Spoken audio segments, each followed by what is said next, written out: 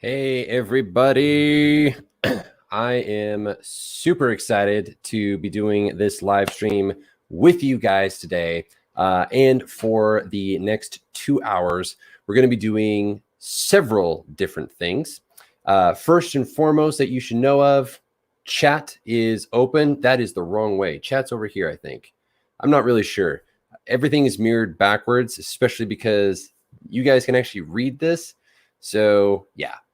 It's craziness. Anyway, chat is open. Feel free to ask questions about editing, writing, or anything else. If you have some additional questions in regards to your opening paragraphs, let me know and I will try and address those as quickly as possible. Chat is going to be delayed a little bit. So if I don't answer it immediately, it's simply because I do not see it. So to get this started off, the first thing that we're going to be doing is a little bit of a heads up. I am going to be reviewing opening lines for people's books that they have been sending to me over the past 48 hours. And I am super excited to read these and go over these with you guys and give you my opinion and my feedback as a developmental editor and a story coach. So just so you know, hey, welcome. I am giving my opinion. I do not know what genre these people are writing in. Hey, Ash. I really haven't even spent that much time looking at them because I wanted to give a first impression live for the people who have done that. I also am still kind of in the process of getting some of them transferred over to a picture that I'm able to share with you guys. So if at one point there's kind of a delay in getting those up, it's because I'm simply trying to finish the last 3 or 4 that I had received to get them into that because I wanted them to look nice for everybody. Hey, Shadowleaf, and let's kind of get into this here. Let's see. Trying to figure out here. And just as a fair warning, I am new to using StreamYard. That is how I am doing this live.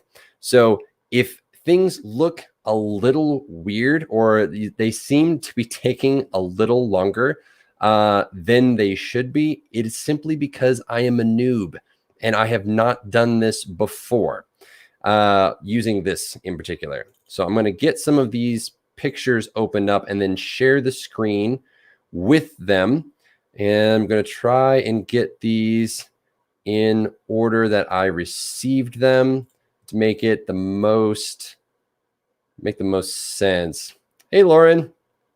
Let's see. Yeah, Shadow, I had never heard of it either. I was introduced to it and it is absolutely fantastic. Very kind of plug and play and easy to use, which is what I need. Because sometimes, man, they are just a little too complicated. I've tried StreamYard. I've tried, not StreamYard, Streamlabs. And that was like me trying to read Greek and understanding how to make it work.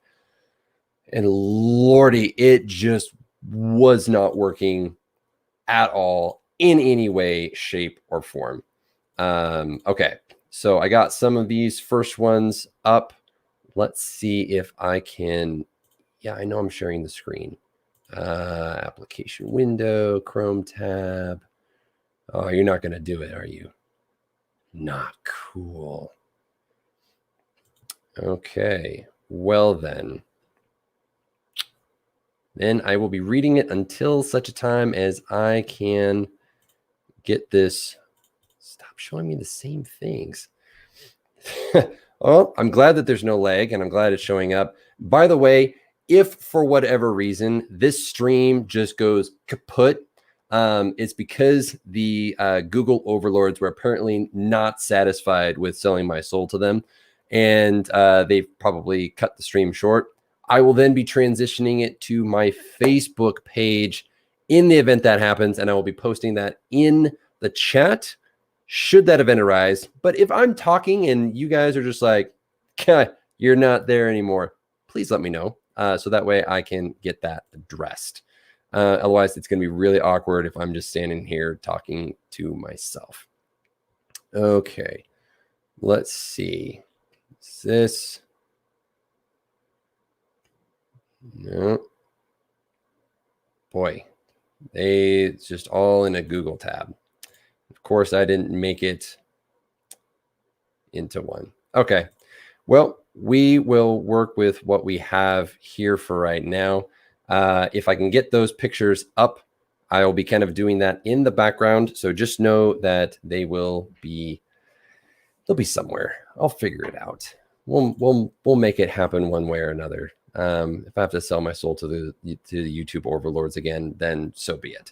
All right. Anyway, so the first one that I have came from CJ Dotson, not Dobson. I've gotten that mixed up every single time. All right, let's see here. So again, I do not know what genre they are writing in. I'm simply giving some editorial tips and tips and tricks on how to correct or fix anything that I see here. So the first one is: the night before had been a miserable, rainy mess. The wind blowing around the house had taken on a grating, whiny tone, and the ash tree by the front path had lost a huge branch. Worse than that, the cursed roof had started leaking. Worst of all, on nights when it was a miserable, rainy mess, it was neither comfortable nor safe to go out to the little meadow at the edge of town and get pleasantly drunk. Okay, so a couple of things here. First off, water break. All right. The first thing that stands out is that there are a couple of things that repeat and make it a little clunky to read through. The first part is totally fine. You know, the night before had been a miserable, rainy mess. That's good. The wind blowing around the house had taken on a grating, whiny tone, and the ash tree in the front porch had lost, our front path had lost a huge branch. That's all good. That sets the tone. It paints enough of an image to where I can kind of picture this happening. Worse than that, the cursed roof had started leaking. I like that. I would probably go with worse yet. Worse than that. It's a little clunky in my opinion. You can cut then that to just yet. So worse yet, the cursed roof had started leaking. Flows a little easier. Rolls off the tongue a little bit better. The second one is where it says worst of all. You already say worse in the sentence before this, so I wouldn't have worse and then worst right back to back like that.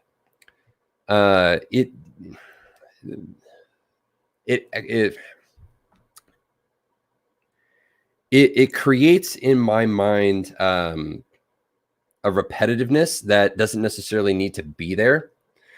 And so that is probably what I would recommend for that is just to remove it, take that away completely.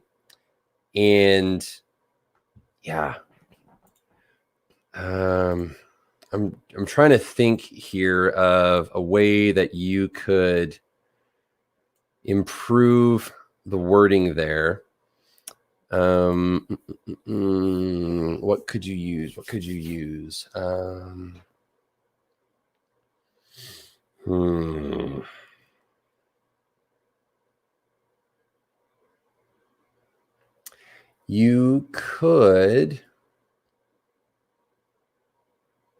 You could just put a semicolon there after leaking, and then do on nights when it was a miserable, rainy mess. And again,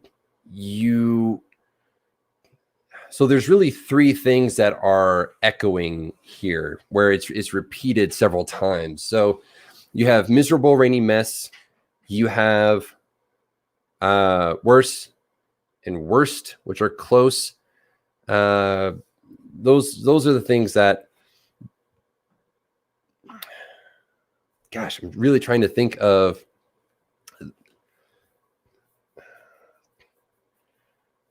how to kind of avoid having an echo, because when you have those things close together, it just sounds like you're rereading the same thing. And so you don't want to make the reader feel like they're reading the same thing. So you could say, worse yet, the cursed roof had started leaking. On nights when it was this stormy, it was neither comfortable nor safe to go out to the little meadow at the edge of town and get pleasantly drunk. The other part that I'm having trouble with is the little meadow at the edge of town. Why the meadow? Why do you go to the meadow on the edge of town to get pleasantly drunk? To me, it makes sense to go into town to the tavern or pub or inn or whatever's in town. Granted, I don't know the genre that this is in, so this is I don't know. I didn't ask for that as a requirement, just initial impressions. Going out into the middle meadow doesn't necessarily make a lot of sense. Because usually people who drink together get drunk together. That's kind of how it works. I like the tone of it. So the tone of, it wasn't safe to go outside and, get pleasantly drunk. It gives me an indication of where the character is at and kind of what their personality is like. So I like that aspect of it. I really do. And that part I probably wouldn't change. The only thing that I would really kind of change here would be the going out to a little meadow at the edge of the. I would have it go into town. That to me makes more sense than it does to just simply go out into a meadow for whatever reason and then pass out. Does that make sense?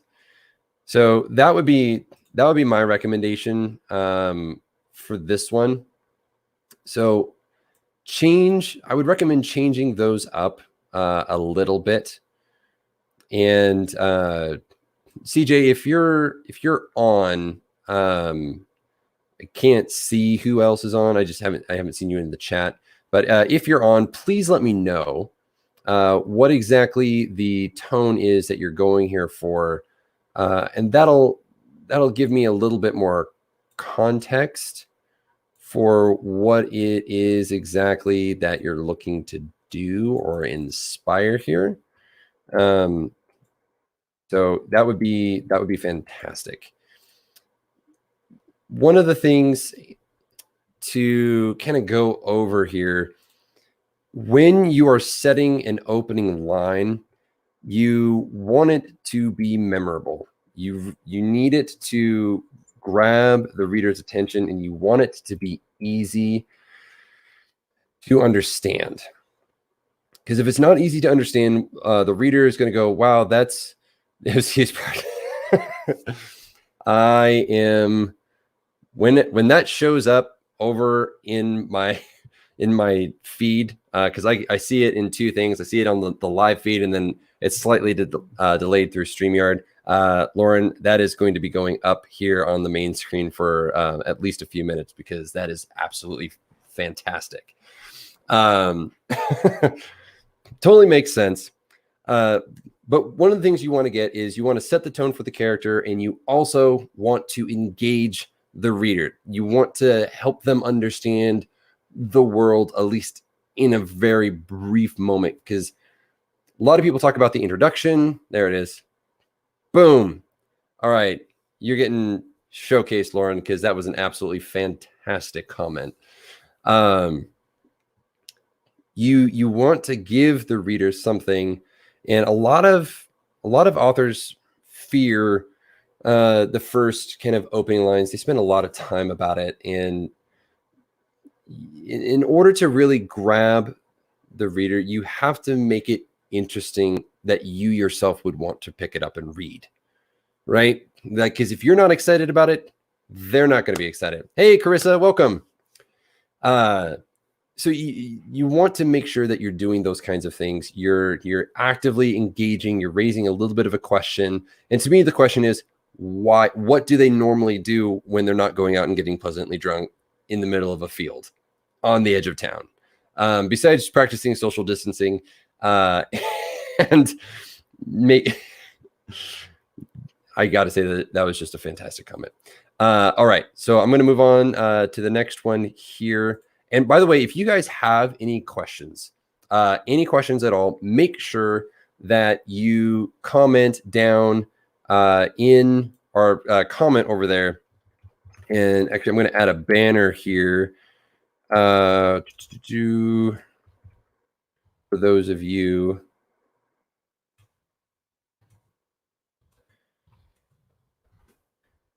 And bam.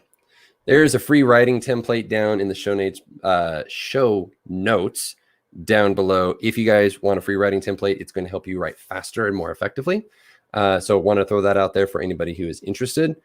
Link is down below. I made sure to put it in there. If you don't see it, please let me know right away. But it should be right next to the big free. All right. Next one is from Ash. Ash, if you're still here, yours is up. So it says, oop, lost it. One sec. Where did it go? There we go. Okay.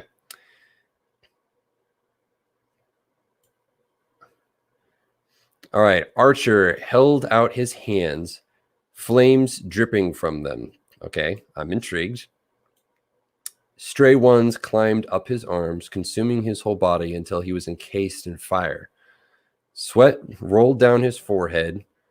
Burning skin filled the air in charcoal waves. Power crashed into him, steady and strong, just like how his father had taught him. Just like how he would take back his kingdom and burn those not loyal to the movement. Dang. Okay, so going to make a couple of assumptions here. One, I'm going to guess that it's fantasy. And if it is, shut up and take my money right now.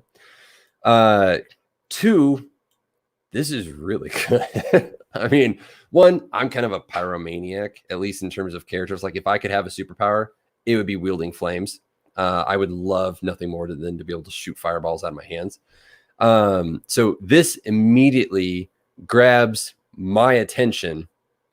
I like how the flames are kind of dripping from his hands.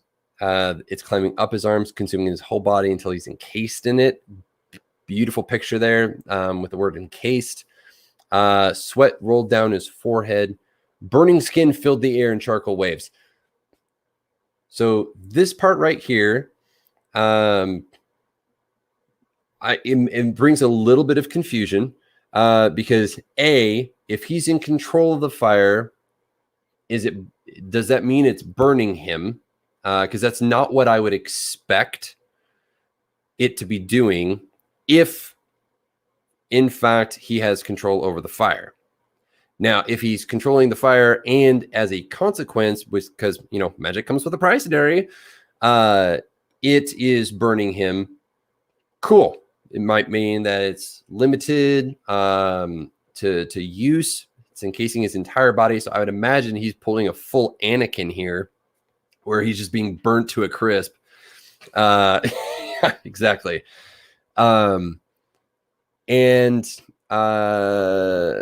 Burning skin filling the air in charcoal waves. So that right there is a little confusing because I don't quite understand what is happening. Does that mean the skin is peeling off of him and filling the air like pieces of ash? yeah, there some clarity here would make a little bit more sense, because right now, oh man, my back sucks getting old, guys. I hit 30 this year and I'm just like creaking and popping in different places. Yeah, I think that's the only part that I can pick up from this initial thing that needs a little bit of clarification. Is burning skin filling the air in charcoal waves? What does that mean? What does that look like exactly? Because I need to know what is happening here, right? It's a little confusing. I'm trying to think of a different wording here. All right, I think I might have found a way to kind of bypass our predicament here. Let's see. Okay.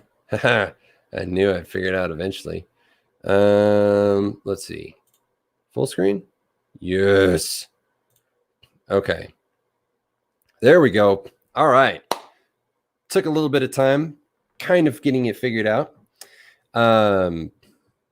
Makes it a little bit smaller, so I have a harder time reading it because, again, sucks getting old.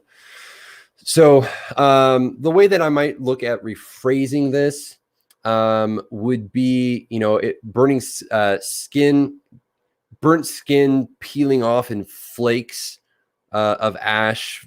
That would probably make a little bit more sense there, because charcoal, black, you think of think of like burnt wood. That's what comes to mind, and I don't know if that's what you're going for here, Ash, with that. So I would consider rephrasing this part in particular. I think that would help give some clarity to what's happening, and whether he's being, like, to me, sounds like he's in control of the fire, because it's encasing him slowly but surely. Hey, Lee, you're coming up here pretty soon. Welcome. Then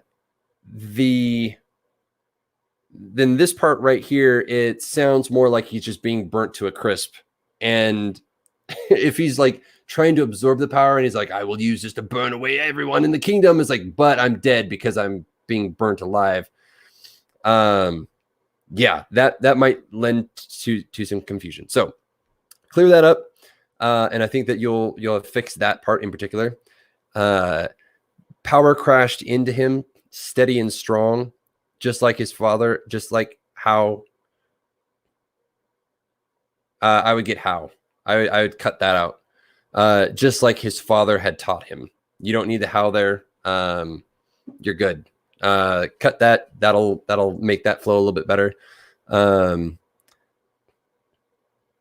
And then with the just part, just like how he would make, well, because see, you have just like in the previous sentence. So this goes back to that echoing thing that you want to try to avoid when possible.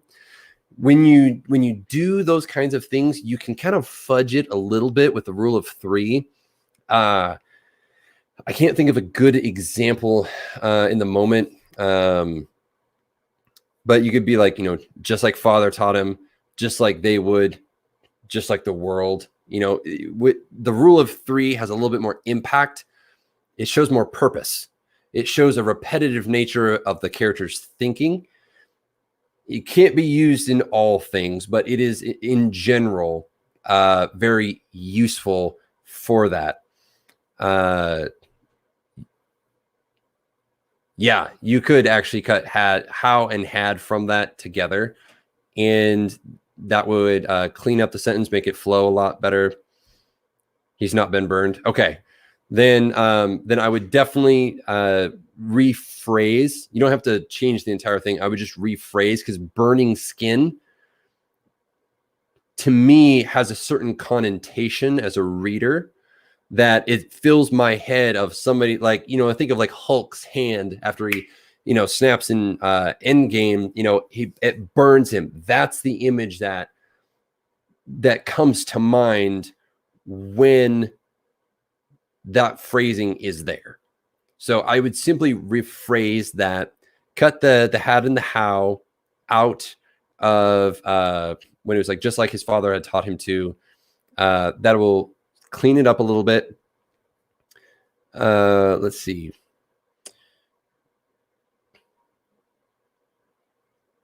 And then I think just like his father taught him, the just like there makes sense. The just like for the following sentence, I think can be rearranged to something that's a little bit more impactful. Trying to think here of a good phrase.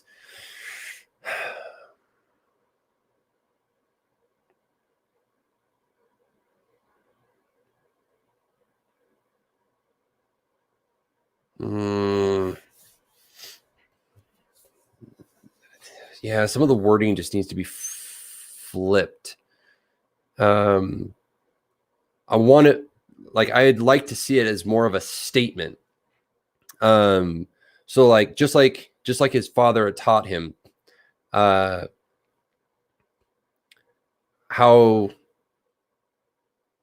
those not loyal to the movement would burn. Something to that effect. I think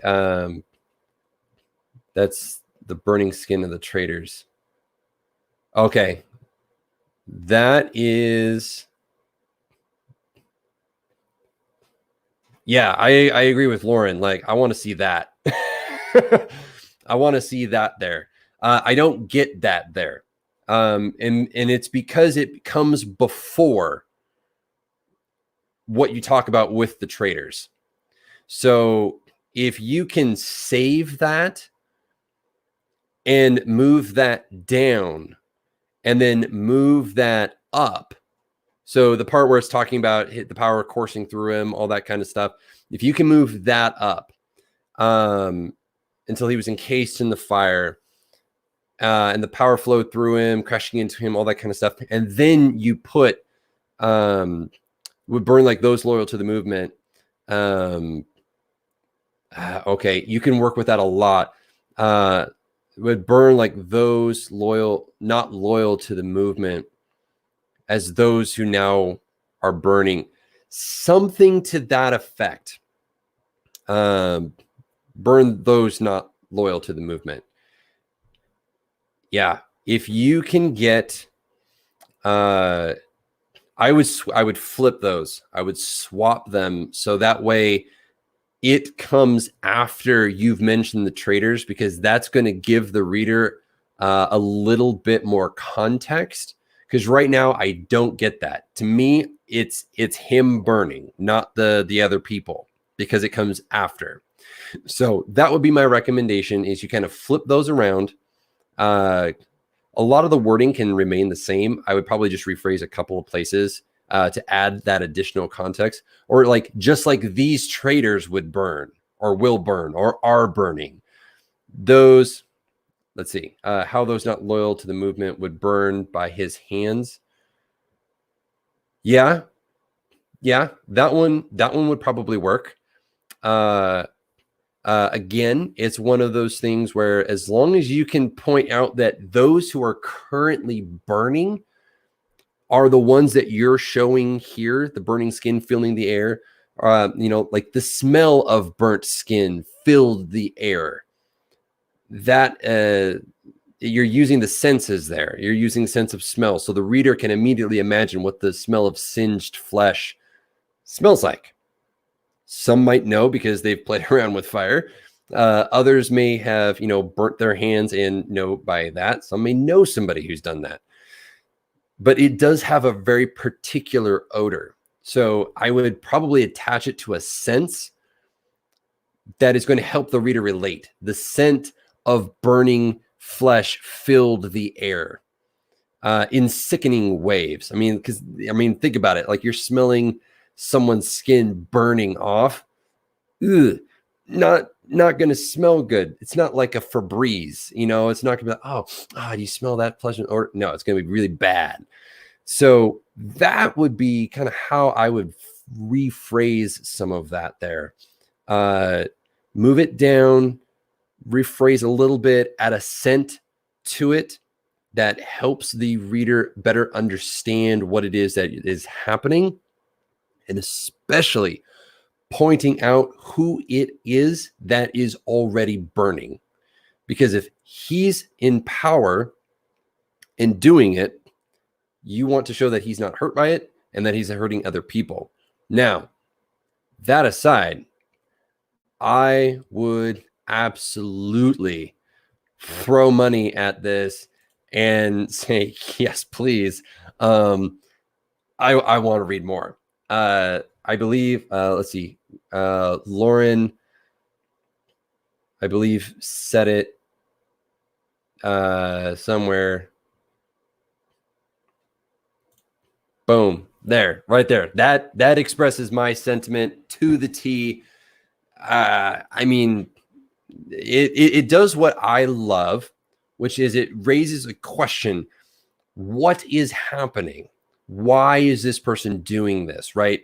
And what you want to do, and this goes for everybody who's watching this now and later, when you are creating a first opening line or opening paragraph, you want to raise a question that piques a reader's interest, because that's what's going to get them to continue reading. If it's like, this is what's happening, it can work, but raise a question or an implication. I mean, seriously, just like how he would take back his kingdom and burn those, I would say burn all those not loyal to the movement. That to me is like, oh, yes, let them burn. Insert Alfred gif of some men just want to watch the world burn. Like, that is me right now. I want to watch the entire kingdom burn down around this guy because I want to read this. You can beta if you want. There are also some Ice Mage and Evil Queens in it. Even better. As long as no one starts singing Let It Go, I'm totally down with, ice magic and stuff. Awesome. Look at that. We're making friends in the chat. This is great. Awesome. Love it. Everybody's writing fantasy. I write fantasy. I love fantasy. Fantasy is my specialty. I had a feeling that this was fantasy. So yes, kudos. Great job. I love this.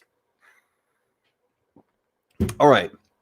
I'm going to stop sharing for a minute so that way I can fast forward through all the edits that I had to do, because the programming's dumb. That's just basically what it boils down to. Okay. So next up here, that was not correct. Whoops. Okay. Back to StreamYard. Yeah. Let it go. And if that wasn't enough references, I'm going into the unknown with StreamYard. Just throwing that out there. I believe I can fly. Okay, Morgan Kelly is up. All right, and should be streaming. You guys should see it. Yes, excellent. Why is it? Nope, you don't want to see my face. You want to see more of that. Okay, there we go. Let's see here. Okay, so Morgan Kelly's. I should have known to listen to Lady Aiko. I'm going to assume that I'm butchering that name. Please forgive me, everyone, and including Morgan, if and when she ever gets to able to see this. I should have known to listen to Lady Aiko after I killed my first boyfriend.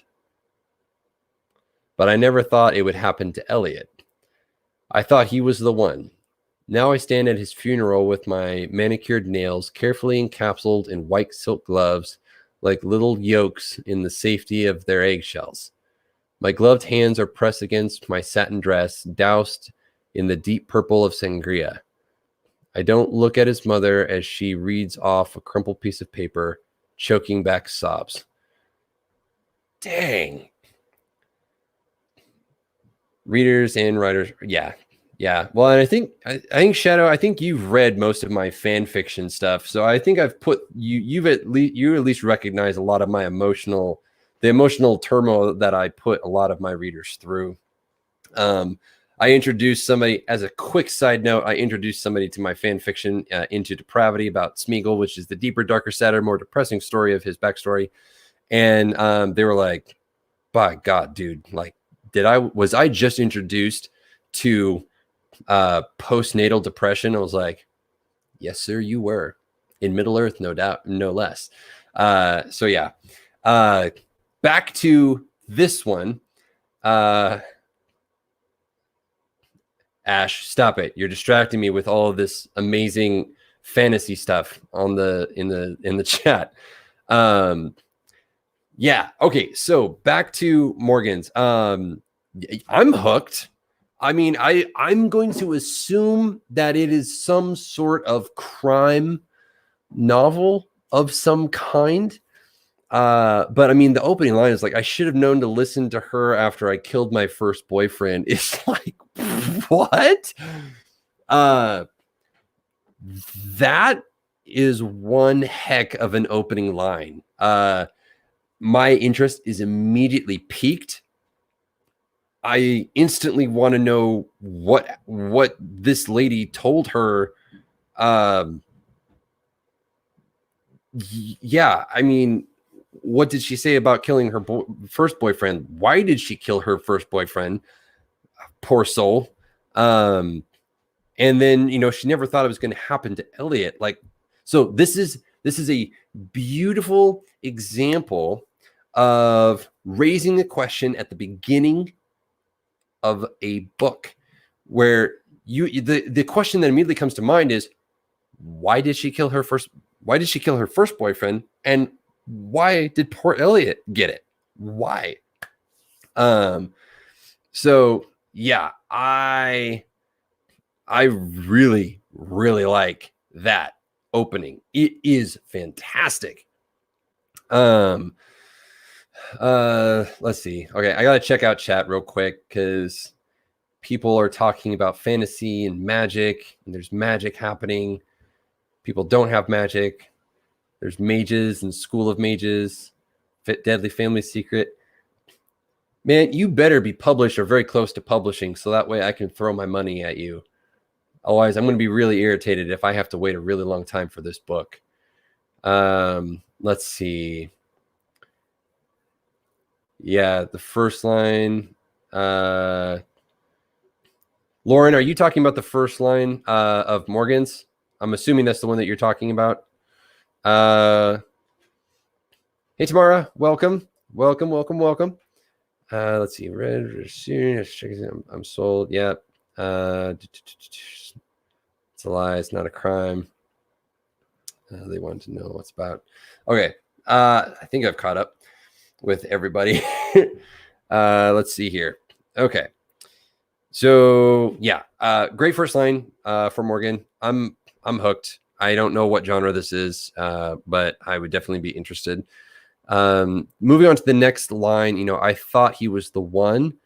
It also raises that question there, like what is this? That, you know, is there a difference between someone who is a one and who's not a one? Let's see.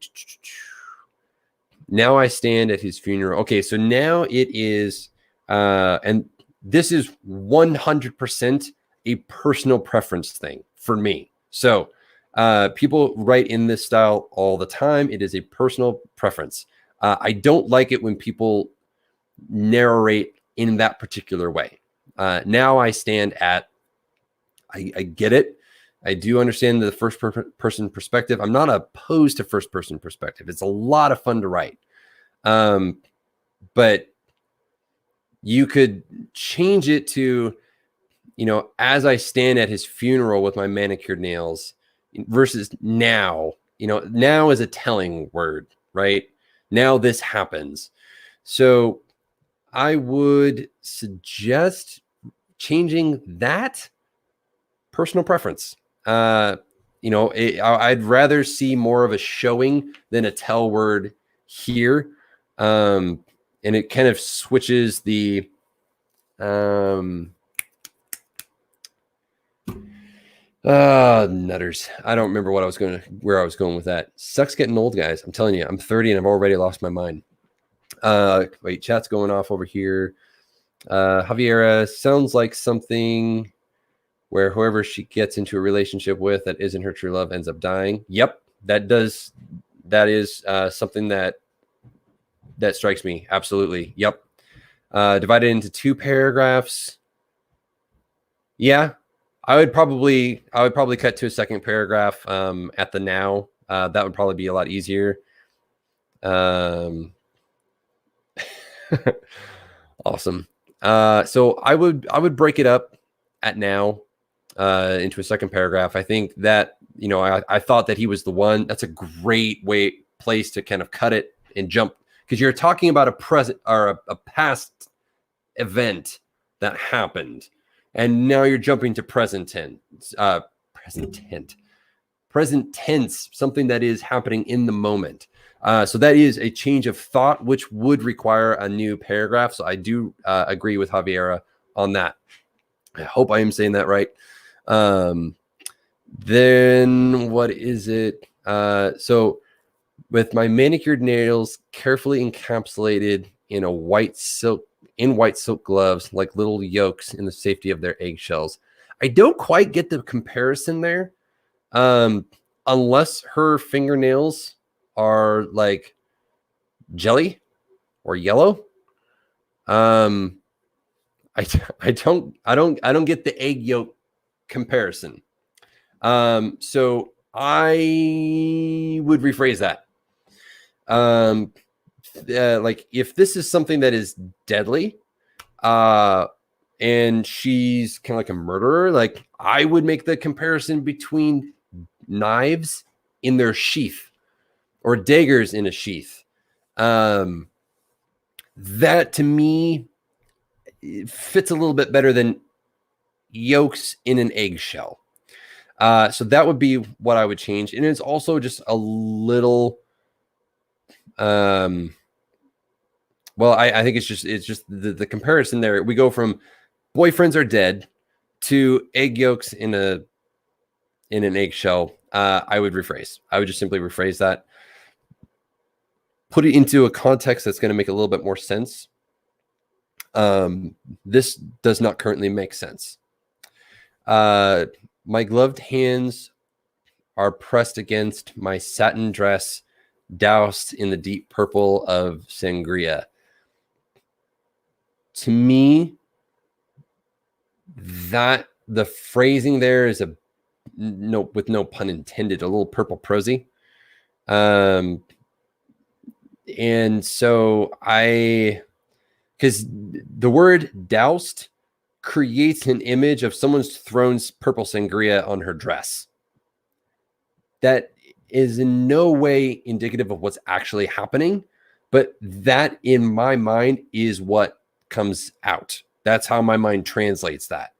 So doused in the purple sangria is overly wordy, and unless it really pertains to the story in some way, I don't even know that you need to say anything about that. I could see, we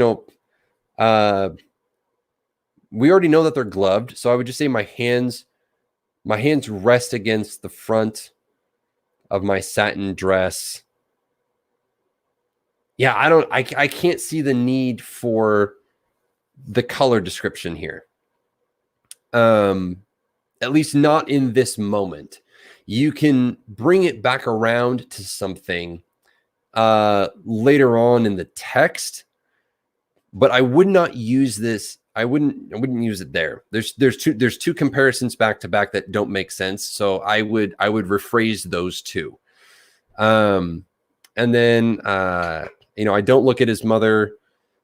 And again, that I'm personally, I'm a fan of shorter paragraphs, so I would probably break it into another paragraph that the I don't look at as mom.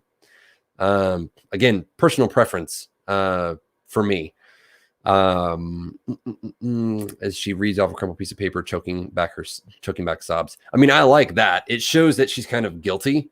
And I like kind of some of the subtle implications there. So I wouldn't change that. That middle section, however, needs to be rephrased in some way. I don't believe that we need to know that her fingers are manicured unless she is unless she's a sociopath. Like the way that I'm thinking of it, like if you're calling attention to something, and this goes for everybody. If you're calling attention to specific details, it needs to tell us something about the character. If her nails are manicured and we've just found out she's just killed 2 people, then that should be an indication of her personality type. She's the type of person who's going to keep very prim, proper, keep things clean, that kind of personality. That is what I read into it, partially because I probably watched too much CSI or things of that nature. But keep that in mind, that those kinds of details are things that you want to use to tell the readers something about your character, not simply for the sake of detail. Does that make sense? Hopefully that makes sense. But that's what I would recommend with that one. So let's go to the comments. I'm going to show Lauren's here. Not digging the word encapsulated because hands aren't encapsulated in gloves. They can slide on and off. It's not completely surrounded. Great point. And that goes to, boy, I'm just on a roll with the brain farts today. Yeah, that's what it was. Word choice, so important. Choice is so important. You have to pick words that make sense. So I agree. And tomorrow said encapsulated makes me think her hands feel trapped. I would agree. So I would change. I would change everything about, if we broke this up into 3 paragraphs, right? The first paragraph ending with, I thought he was the one. Second paragraph starting with, now I stand at his funeral, and ending with deep purple of sangria as current. Third paragraph dropping down into, I don't look at his mother. That second paragraph needs to be completely rephrased. Doesn't need to be deleted. Needs to be rephrased. Now, and again, it has to, you rephrase based on what you want your readers to understand about the character, not about what she's wearing per se, unless it pertains to her personality. If what she's wearing reflects her personality, then yes, there should be some details there, because it gives us a little bit of insight into her, whoever she is, because I don't know who she is yet. So that would be my recommendations for that one. I think you've gotten some also some great recommendations. Hey, Mama Street, glad that you were able to join us. I'll put yours up there too because I liked it. I think manicured and gloved hands can work if her hands are important. Drawing attention to them makes a promise to the reader. Agreed. Absolutely, 100% agreed. You have to show, if you're calling attention to something, and this goes for anybody in any genre, if you're calling attention to something that specific, then you're making a very subtle promise to the reader that there is something important about that thing. Another reason why I typically go, I'll show that, why, or one of the things that I talk to my coaching clients about is, when with shorter paragraphs, it allows you to call attention to more things, more specific things. When you have a larger paragraph, the reader typically is only going to remember the first part and the last part of that paragraph, which you can use to your advantage, because in the middle, you can throw some red herrings. You can kind of throw some hints at different things, some foreshadowing, without giving it away, because it's kind of buried. So keep that in mind. But if you're going to call attention to something like that, you need to actually show it.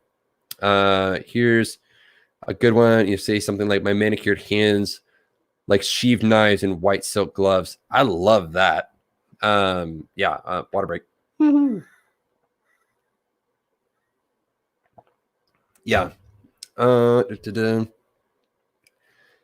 It's her neck that should be getting attention. Her hands are important. Ash, I would love to know what about her neck should be getting attention. So feel free to comment that, and then I'll put it up in that thing down there that you see. Banner. Gosh, I'm on the struggle bus today. Let's see. It's a good description, especially if the MC killed with their hands. Exactly. If the person's killed with their hands, calling attention to the hands makes more sense. If it is simply just kind of giving detail for the sake of detail, that's not really enough to warrant it, if that makes sense. Yeah.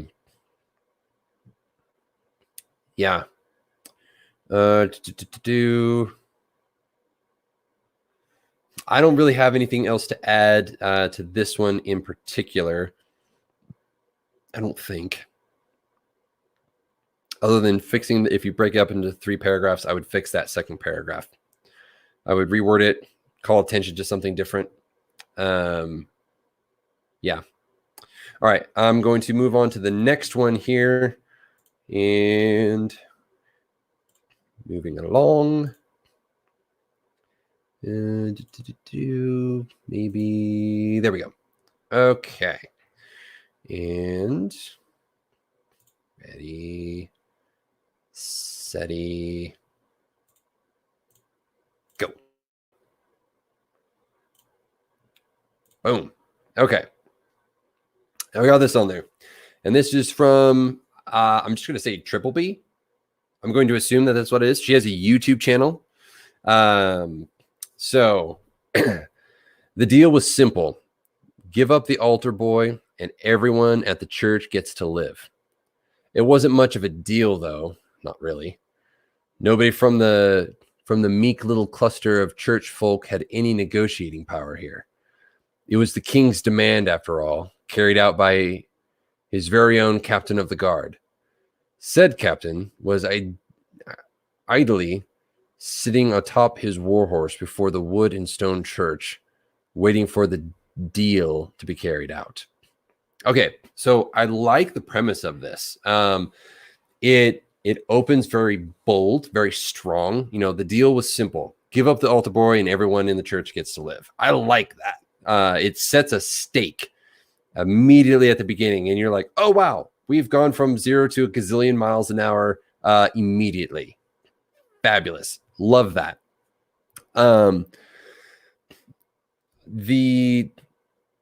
It wasn't much of a deal, though. Not really. I'll probably touch on here in just a second. Because to me, I would not, because it looks like, yeah, it breaks into a sentence here, or it breaks into a separate sentence. I would actually have, it wasn't a deal. It wasn't much of a deal. And I would cut the not really. Personally, nobody from the meek little cluster of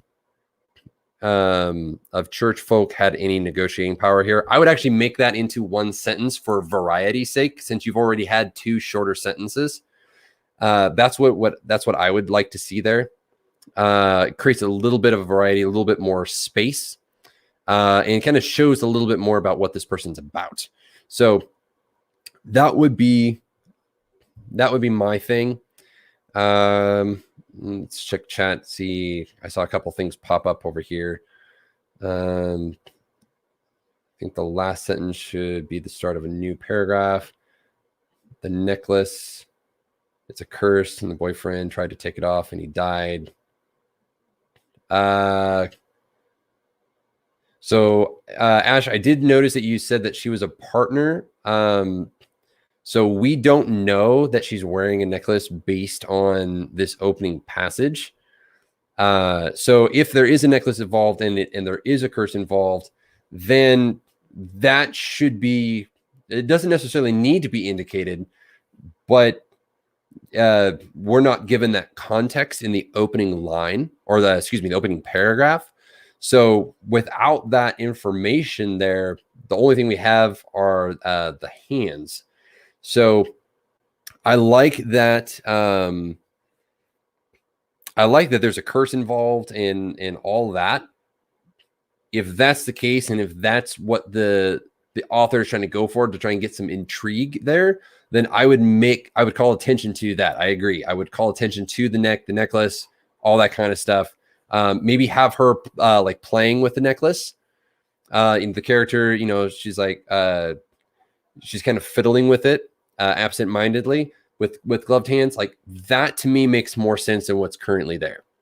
Yeah, I think that can draw a stronger comparison for her. It'll make more sense for the reader too. Okay. Yeah, fingering the necklace would draw attention to it. Exactly, Carissa. Something to that effect draws attention. It doesn't tell the reader what is happening or why it's important, but it draws attention to it. And then that is where I would leave it. Draw attention to it and then move on. I wouldn't be like, and this necklace is cursed and the boyfriend tried to take it off, yada, yada, yada. Too much for the first thing. You want some intrigue. That gives intrigue. Okay. Back to this one. Gosh. Okay. Yeah. So, first one, deal was simple. Boom. Good. Love it. Giving out the altar boys, everybody in the church gets to live. Boom. Done. Love it. Next one, I would combine. I wouldn't have 3 short sentences back to back to back like that. So it wasn't much of a deal, though. Nobody from the meek little cluster of church folk had any negotiating power here. It flows a little bit better, a little bit easier in that form. It was the king's demand after all. So actually, I would even add in, it was the king's demand after all, period. I don't know if it's important that it's his own, his very own captain of the guard. I would probably rephrase, hey, Morgan. And yes, everybody, there are lots of people still here. Have no fear. Lots of people, lots of people. Where I feel like, oh, there it is. Okay. Gosh, I getting caught up. So yes, lots of people still here. Yeah, I don't know about the king's. I don't know about the king's guard. I don't know why he's important or why he's important to this deal. So I don't care about him. So I would,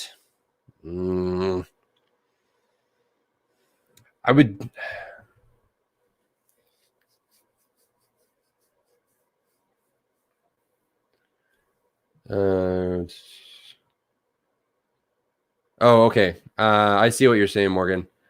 I'd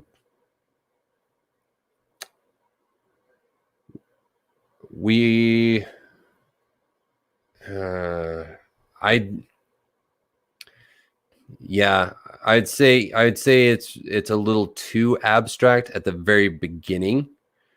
That would be the only thing. It's to the point where it's just a little too abstract for me to grasp onto that. And so as the reader, I'm kind of going, what?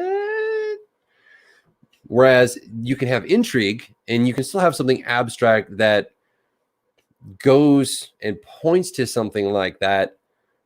But in the initial thing, I think Ash brought up a really good point. Having her kind of fiddle with the necklace. If you still call attention to the gloved hands, but they're fiddling with the necklace, I think that kind of creates a dual intrigue there because you're calling attention to those things. So that would be something that I would maybe look at doing. Not making it quite as abstract because we don't know who any of these characters are in the opening sequence. So when things are too abstract, the reader may go like, I don't understand what this is. And they may put the book down, which is the opposite of what we want them to do. So for this one, I'm still trying to, if you guys have any suggestions here for Triple B about the captain, I don't know what to have for the captain himself. And this is partially because I don't know whose POV we're in, right? I don't know if I'm in the captain's POV or not. So if I'm in the captain's POV, I would not be referring to myself in the third person, as it would appear that he would be doing here. Does that make sense? So, you know, you could have the captain of the guard. So if this is from someone else's point of view, okay, you know, the captain of the guard was idly sitting upon his war horse, waiting before the church. I don't know if you need to say wood and stone, but sitting before the church, waiting for the deal to be carried out. If it is in the captain's point of view, then you would say, you know, the captain sat upon his horse, grumbling to himself, you know, I want this to be over or something. You want us to know whose head we're in at this point, if you're talking about the guard, because we don't know.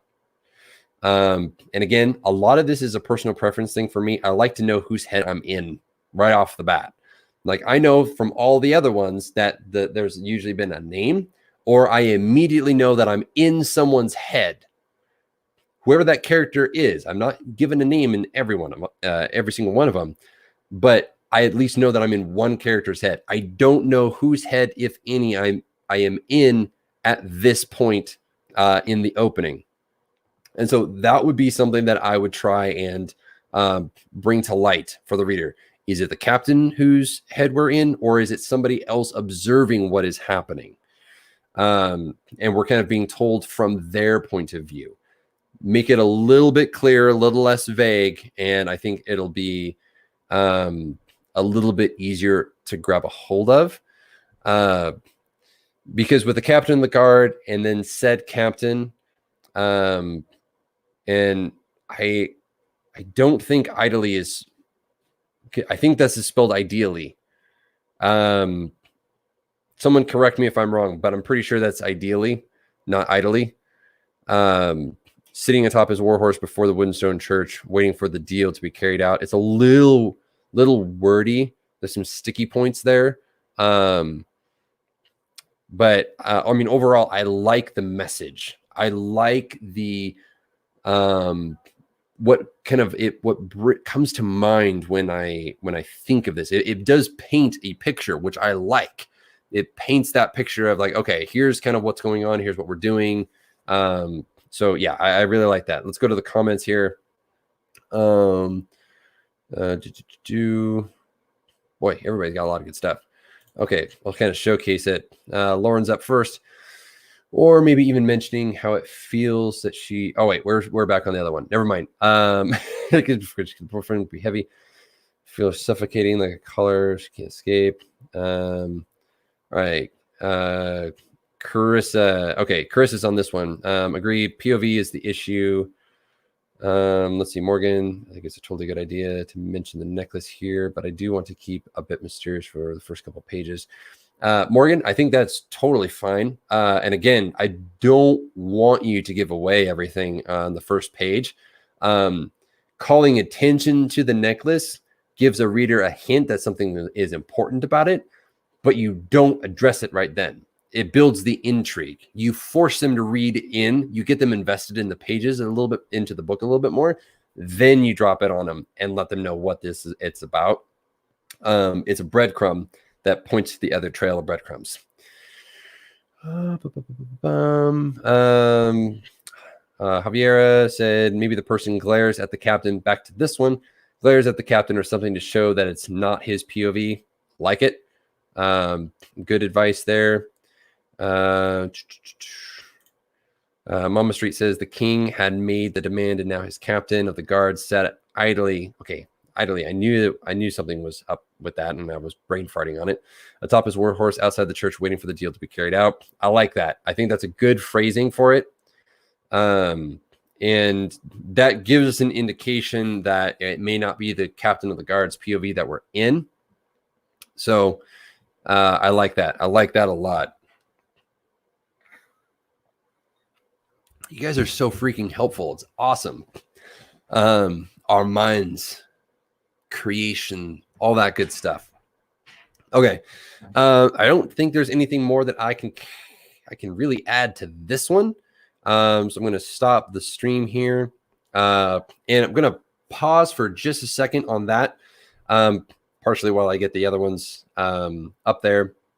But in case you guys didn't know, or you're just kind of getting in here, I have a free writing template that is down in the show notes. The link is there. And it's going to help you write faster, more consistently. And I know that there's probably a lot of people who say that. But I've done this with over 25 of my clients that I've actually worked with. And each one of them who has implemented this has been able to write their first draft in about 3 months. Completed total. I mean, I had somebody who wrote 100,000 words and they got it done in 3 months using this template.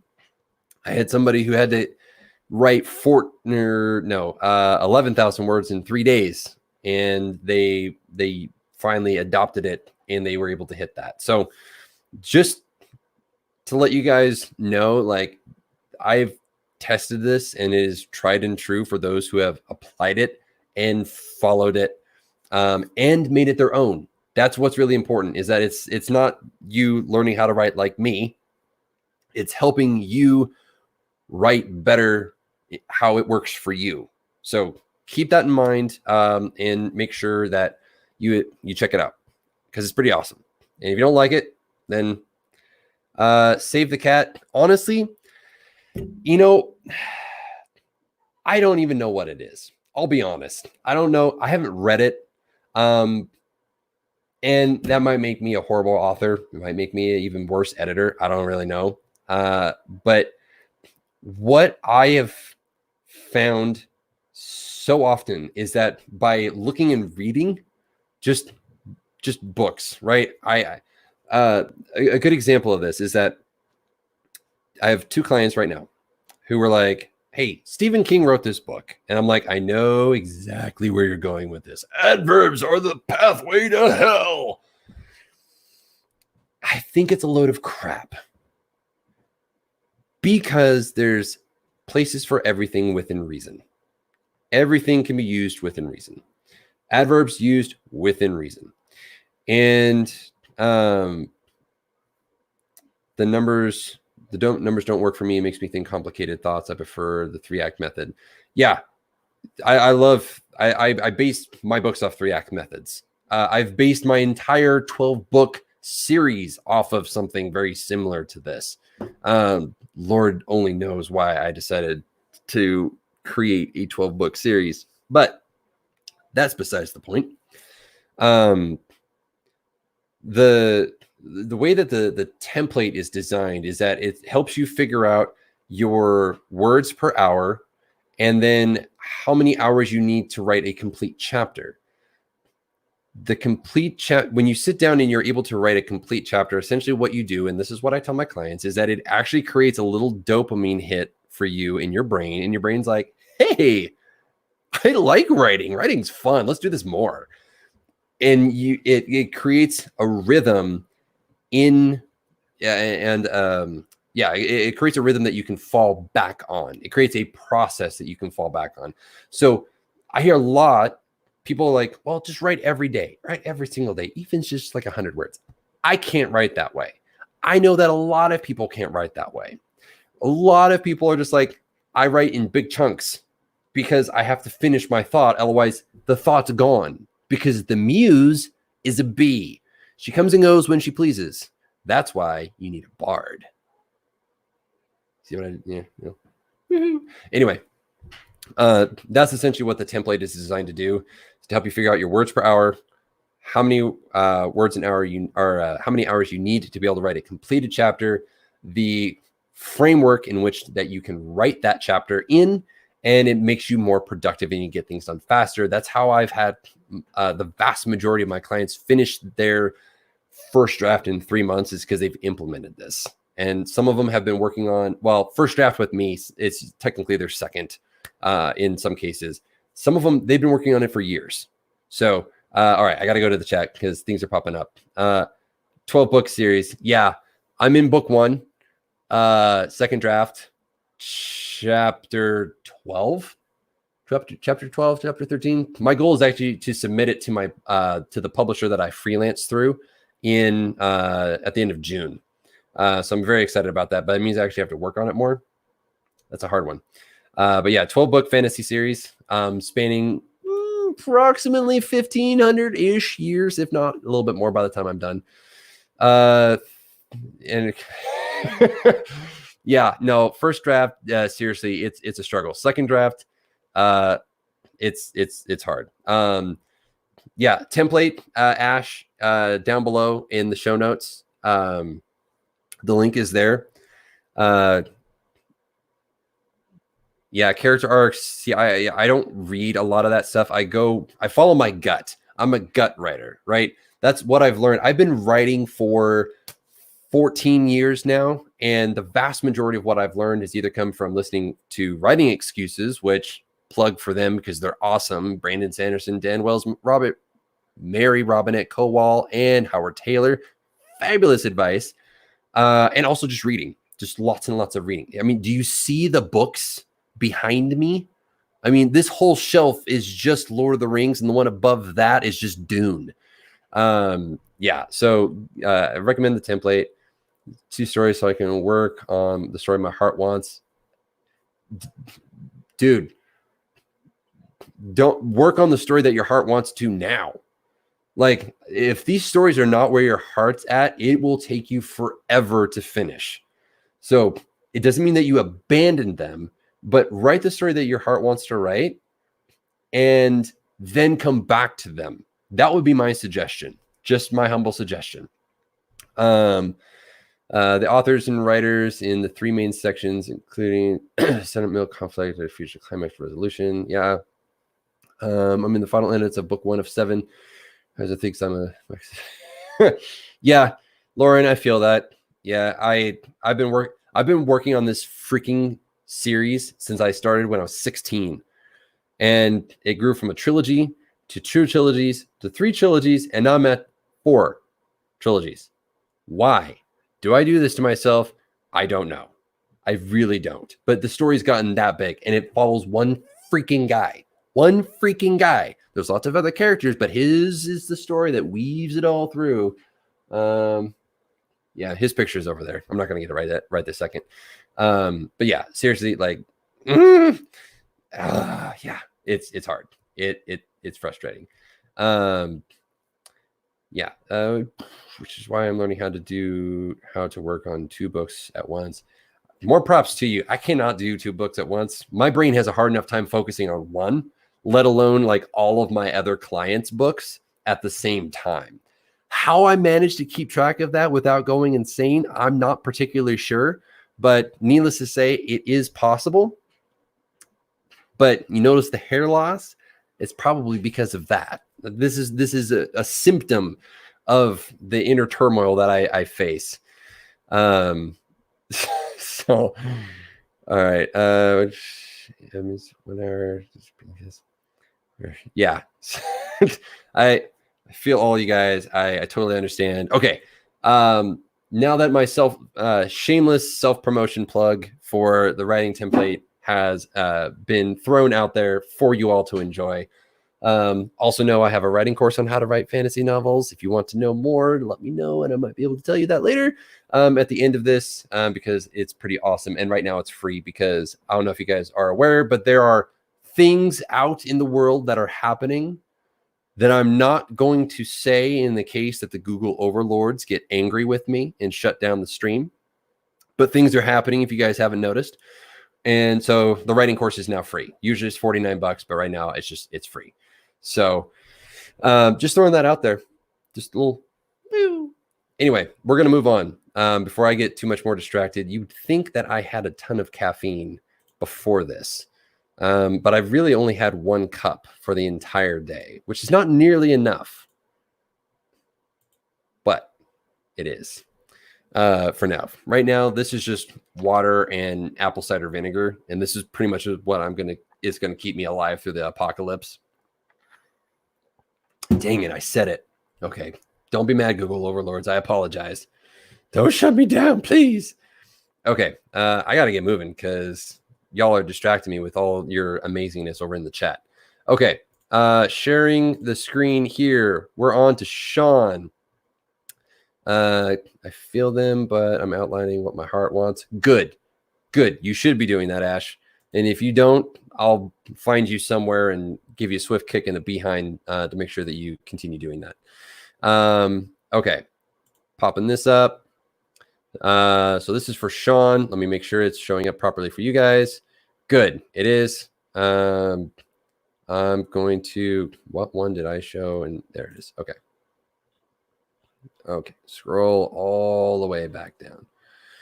And I'm going to go to the full screen because I need to actually see what it is. Okay. So this is from Sean.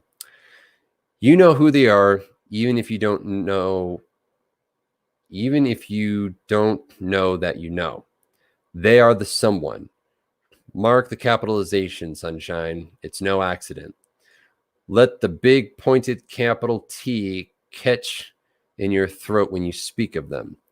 They are the ultimate, the total, the elemental someone. So I'm not going to swear, but someone's effing with me. You'll say, and you'll be right. Someone is. Someone's having a laugh at my expense. You'll whine, and you'll never genuinely appreciate how true your whining is. Whew, says you. I'm glad no one saw. And you've hit the nail on the head. Head, me old mate. Dang freaking British people, man. I love you guys, but your way of speaking is so different. If I was speaking with my British accent, then it might sound better. But no one saw what you did because someone saw. Are you confused? Good. You don't deserve it. You don't deserve clarity. Pissing in the wind. That's what trying to explain things to you people is like. But times are changing, even back here. You're not playing the game right, insofar as that's even possible. Insofar that's possible, even. To hell with it. I suspect you're starting to bore them. But what do I know? Not like they'd tell me what they're up to. Okay. Javiera, you hurt me. You hurt my soul. I'm going to showcase this to shame you in front of everyone on YouTube. Coffee is coffee is life. Coffee is how I survive and how my kids make it from day to day. That is what coffee is. Okay. Anyway, let's see.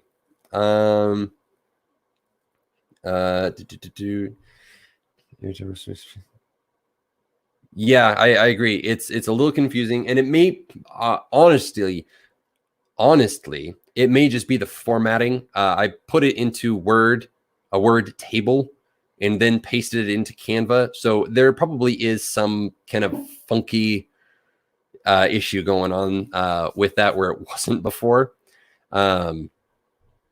Yeah, there is a lot going on.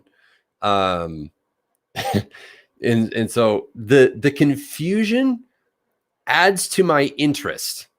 I have to say, my confusion does add to my interest because I want to know who they are. While it is confusing, it does raise questions that I would like to see answered. I especially like the style, the voice there. Yeah, a lot of it's the formatting.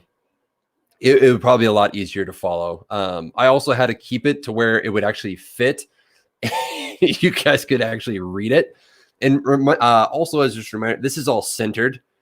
It's not in the standard like read left to right thing.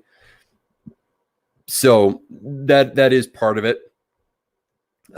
With that, yeah, I really like this. the somewhat, it reminds me of, if you guys have ever seen Doctor Who, the people that you see on the peripherals, and then you look, but they're not there, but you can only see them from your peripherals. That's what this reminds me of.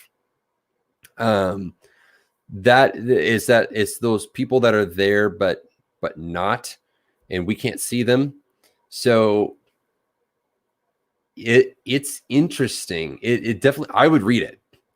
I mean, that's what it boils down to. Formatting aside, that was in large part my fault. If I went back through and fixed it, it would probably make a little bit more sense. But I like the narration that's going on here just as a whole, especially when he's like, are you confused? Good. You don't deserve clarity. Pissing in the wind. That's what it's like trying to explain things to you people. Is like, I love that line. That's probably my favorite line there. Then and also, like, I suspect you're starting to bore them, but what do I know? Not like they'd tell me what they're up to. I also like that. Those lines, really good lines. Let's see. I'll highlight this one. The beginning line was really interesting, but dialogue doesn't feel grounded since we don't know who's having the conversation. Yeah. I don't know if it's a conversation. The silence. Yes. Thank you, Mama Street. Author card revoked, Lauren. No more showcase for you. You lose your comment space. I can't tell if the reader's being talked to or if it's a conversation. The reader's being talked to. That's my interpretation. They're being told something by the reader based on the style of narration that is being shown. Sounds like that sketchy prologue before the actual chapter. I don't know if it sounds like a prologue, but it doesn't. There's not a lot of clarity to it, and again, in large part, that probably is due to formatting. I think if I had gone through and formatted it differently, it would probably look. Screw it. No, I can't do it right now. If that was the case, then yes, I think that in large part would probably clear up a lot of that. There's no dialogue between characters. What the narrator is doing here, at least is my understanding, is that there is a narrator. Well, I guess it could be kind of prologue-y in that way. The narrator is explaining to the reader the things, the someone, and what the someone sees and what we don't see, and the examples that they give them are examples of things that we would say, but the someone knows. So I understand where it is that they're coming from. Formatting has a big issue to deal with it, and that's my bad. I didn't catch that beforehand because, like I said, I didn't read any of these before. So it is someone telling the reader something, and it's designed to pique interest, which, I mean, it definitely has piqued my interest. I am interested in seeing what this would be about a lot more. Yeah, second person vibes probably would be what the official one would be. Yeah.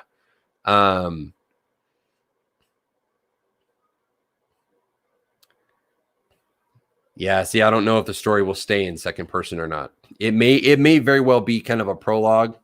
And this is kind of the introduction to it. That's kind of what my feeling is here. Without some additional context, I don't know how much more I can add. Again, formatting thing was my fault. I think it would read a lot easier if I had formatted it properly. If I had read through it before this, I would have caught that and made those corrections. But yeah, I mean, as it goes, I would be interested to read the book. I would be interested to see whether the second person kind of carries on. Second person, from my own experience, is a really difficult one to nail. So that's why most people tend to stick to first person, either past or present tense. and they also stick with either third person past tense. So we'll leave that one for now. But I mean, I would read that. I would love to see how that story goes. Let's see here. And Dulcecile Runo is next up. And getting back to Chrome. Boop. Okay. Dreams were not a place to go and make new friends anyway. All right. I'm interested. It was a test. He had to be harsh. Maybe he went too far. What a horrendous start. No, it wasn't his fault. That guy was the biggest idiot of them all. He forced the avalanche of thoughts to fade. The glow of the screen gave the otherwise tiny dark room a hint of blue. Tibor glanced at the next participant and scanned the data from the list of new recruits. Okay, so a couple of things here. Sentences are too choppy. That would be the first thing that I could pick out here. A little too choppy. I would add some variety in sentence length. You can maybe, I would maybe rephrase just a little bit of it. Dreams were not a place to go and make new friends anyway. I like that. It's a great opening line. It was a test. He had to be harsh. Maybe he went too far. These seem like different thoughts. And they seem too fragmented currently. So I would try and string those together a little bit. It was a test. He had to be harsh. Or maybe he had gone too far. Who is to say? What a horrendous start. Things like that. And especially with, it wasn't his fault. It doesn't, there's not enough of a flow in those, starting from it was a test down to, force the avalanche of thoughts to fade. It's a little choppy through there, and I would add some variety, and I would rephrase those sentences a little differently to try and help the flow.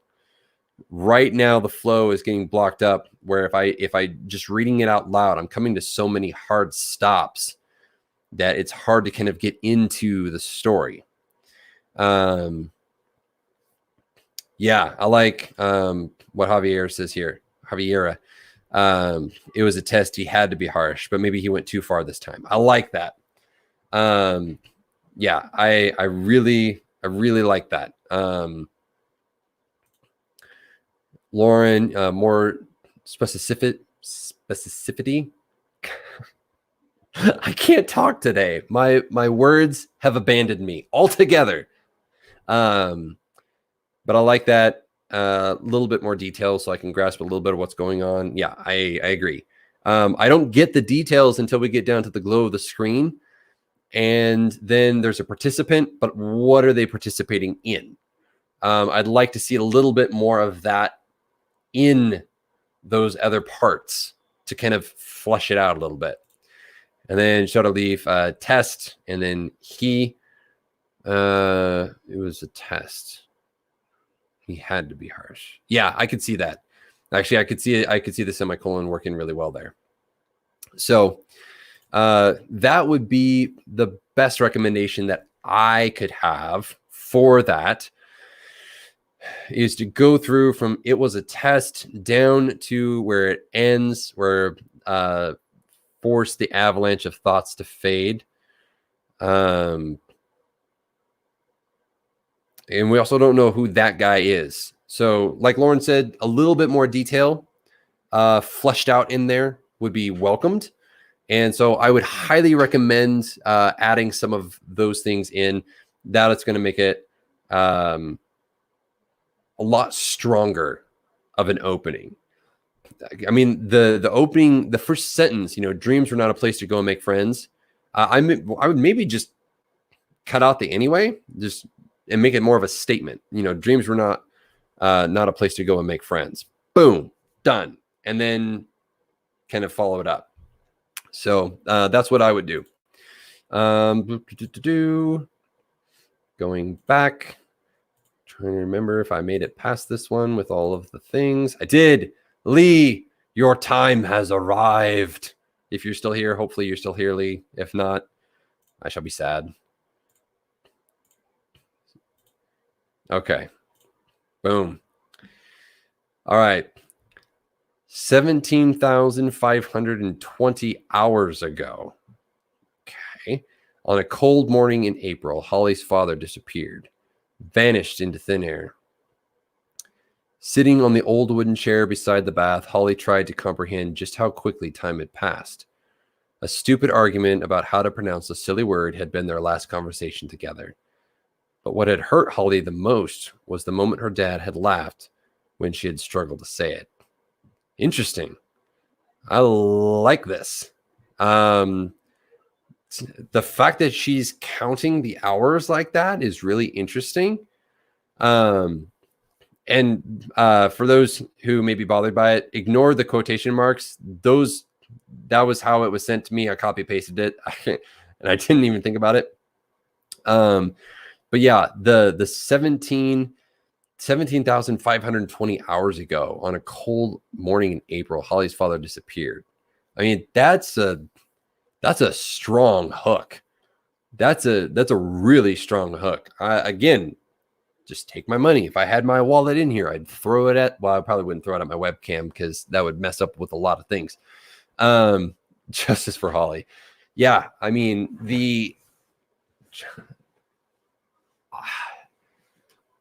I don't know what I would improve upon. I don't know what I would change there. I mean, it was just let's see, the last two sentences could be turned into one. I'm looking at it here. A stupid argument to pronounce a silly word had been the last conversation. Oh yeah, I agree. Yeah, the last conversation together, but what had hurt Holly the most. Yeah, that could definitely be one that would help with flow. Lee, yay, he's still here. Hopefully you caught most of that. But basically, we love the opening line. It's freaking amazing. We're all going to burn our wallets buying it whenever it comes out, which better be soon. Otherwise, we'll have to find you because we need to know what happens. We need to know what happens for Holly. Like someone said, what'd they say? It was Lauren. She's on fire with the bam. Justice for Holly. Okay. Yeah, that Tad. Yeah. Dad points -2 on that one. But yeah, I mean, it gives, so I mean, there's a lot of things happening here. You have a very solid opening with this, and it shows you what's in Holly's mind with, like, you're showing the hours that have passed. She's counting them. And you also show what the relationship with her dad was like, also, which is important because it gives us context and why we need to care. Well, I think some of us can be like, he vanished into thin air, no loss there because he was a jerk, for laughing at her. But yeah, I like this. It's a very strong opening paragraph for the book. And here's another thing to kind of think about as you guys are writing your stories. Very few people will read the introduction that I know. Like most of the readers that I know, they're not going to bother with an introduction, a note from the author, or whatever. Maybe after you're dead, someone's going to care about your opinion about your own book. Until then, not likely. That being said, the first 5 to 10 pages of your first chapter is what's probably going to hook your reader. So if you can get a good, solid opening line, and then you keep that momentum through those first few pages, that is going to get the reader invested in your book. So like, for example, friend of mine, I think you can see it. She wrote The Journey. Her name is Verity A. Buchanan, and I love using this as an example. And I'm going to read the first line from chapter 1. First kind of paragraphish thing. Sandy yawned. It wasn't satisfying, though. How could a yawn be satisfying when one was trying to do it inconspicuously? Like for real. I love that line. Because it raises that question for me. It's like, well, why is she just bored out of her mind?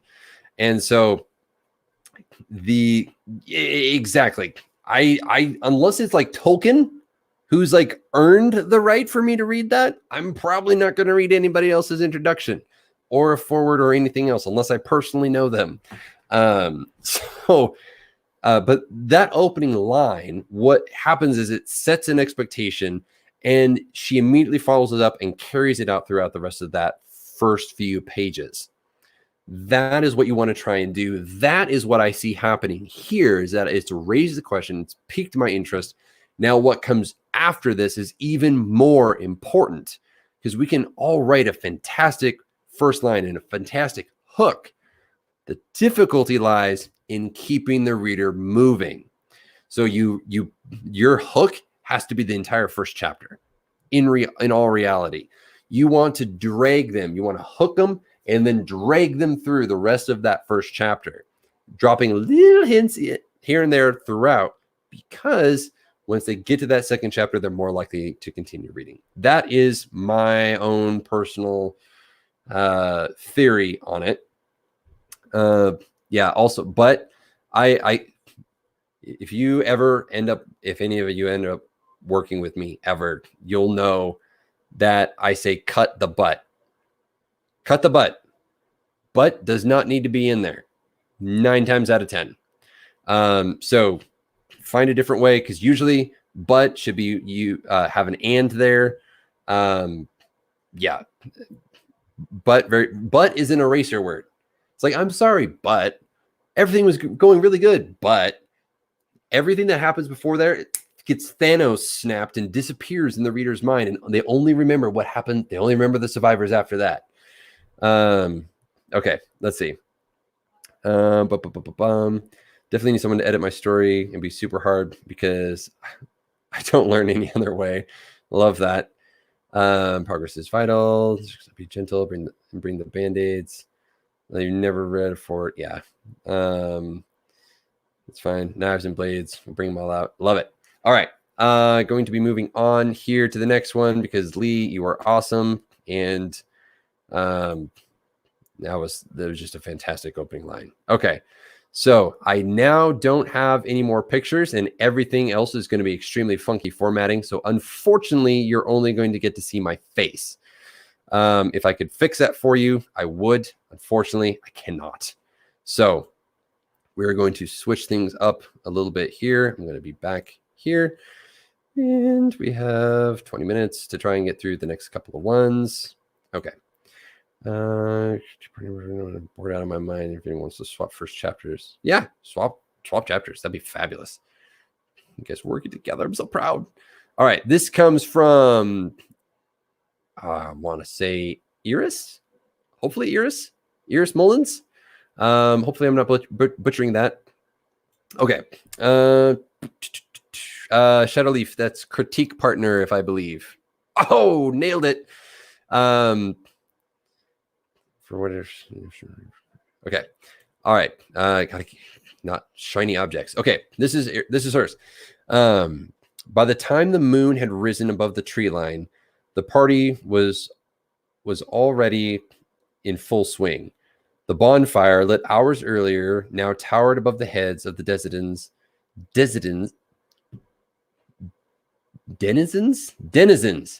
of the little farming community. Laughter boomed and cider flowed like water. Sweet cakes disappeared before they could make it to the tables. Children scampered here and there, whilst maidens danced barefoot on the soft earth, eyes eyeing those in the crowd they fancied. The night had started off with the gentle familiarity of folk songs, played on the strings, but since Jem's arrival, the sound of dueling fiddles could be heard intermittently. With old Mr. Martinson well into his third tankard, the tales were soon to start. Okay, I love this.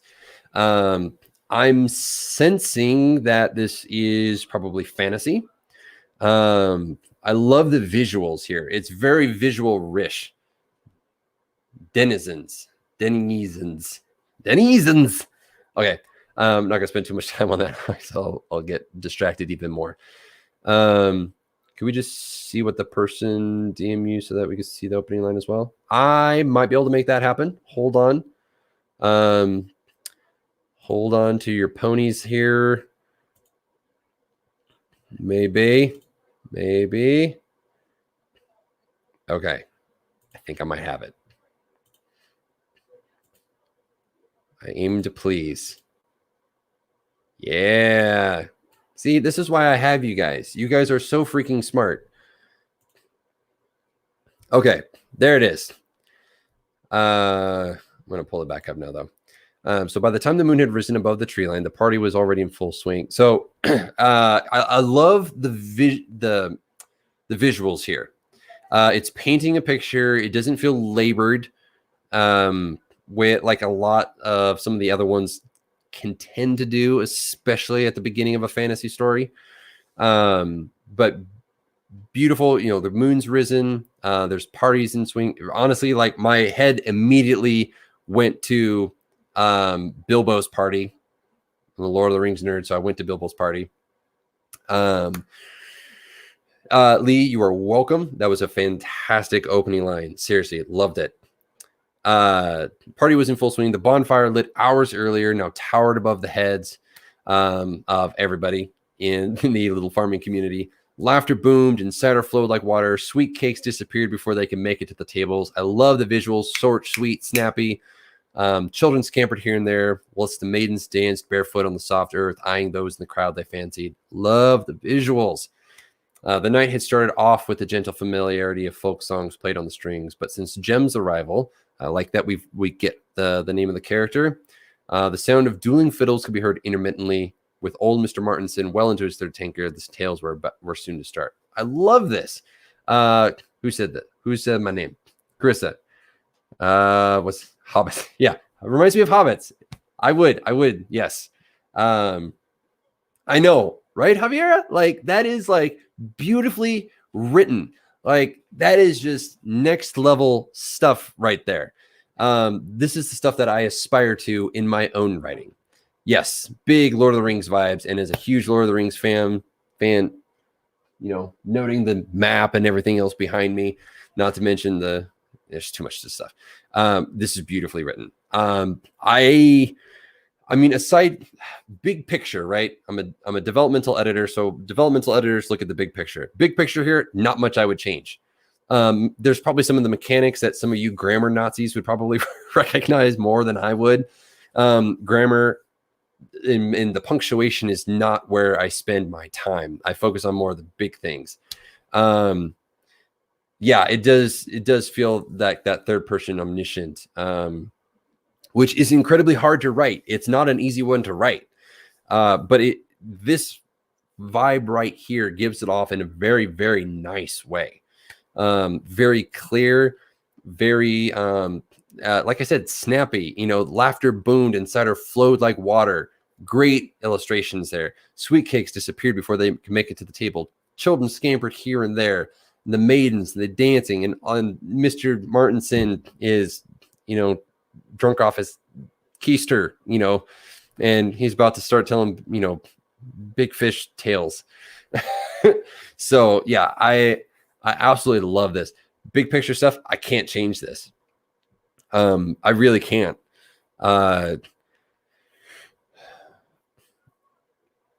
Yeah. Maybe combining, the intermittently with Mr. Martinson well into a sort. I would maybe just like combine that for one longer sentence, but that'd be a really long sentence. That'd be the only one that I could think of. Offhand. I mean, it's beautifully written. So yeah, I'll see what everybody else. Let's go to the comments. Let's see. Where do we submit stuff for you to read in future streams? Twitter is usually easiest. If this is something, and let me know, guys, in the comments if you would like me to do more of this kind of stuff on a live stream, then I would be happy to do that. And I'll be able to kind of prepare a little bit more in advance and like have a more formalized submission system, maybe outside of Twitter. This is set up in part of a group that I'm in with other author tubers like A.S. Howell. Forgetting everybody else's name. I'm horrible. Sean's in it. Sean Hutchins is there. But yeah, I would love to kind of, if this is something that you guys are interested in and it would help you guys, I would love to do this more often. And also, I'm also looking at a potentially like doing in like an edit with me where you can submit a page of your chapter or something, and then we can kind of go through it together. Normally that would be something that I would charge for. But if it can kind of provide some help, I might look at doing that if you guys are interested. So make sure to comment over in the chat if that is something that you would like to be interested in. And for those of you who are watching this later and cannot do it in the chat, let me know down in the comments whether that's something that you would be interested in. Okay, now over to the comments. Reminds me of Tolkien. Yes, I agree. Really like the prose and everything in this, but I'm not sure I feel incredibly hooked. Okay, maybe even a tiny cliffhanger at the end of the paragraph. A little cliffhanger there would be good. I think I would probably wrap it around Mr. What's his dingle? Martinson. I would wrap it around like, with all the excitement, Jim began to wonder when Mr. Martinson would begin telling stories, or something like that. I would include it so that way it makes sense in that. Let's see here. I like the setup and sensory details, world building, but I'm missing the hook. That was Lauren. Yep, I can see that. I'm hooked personally just by the details.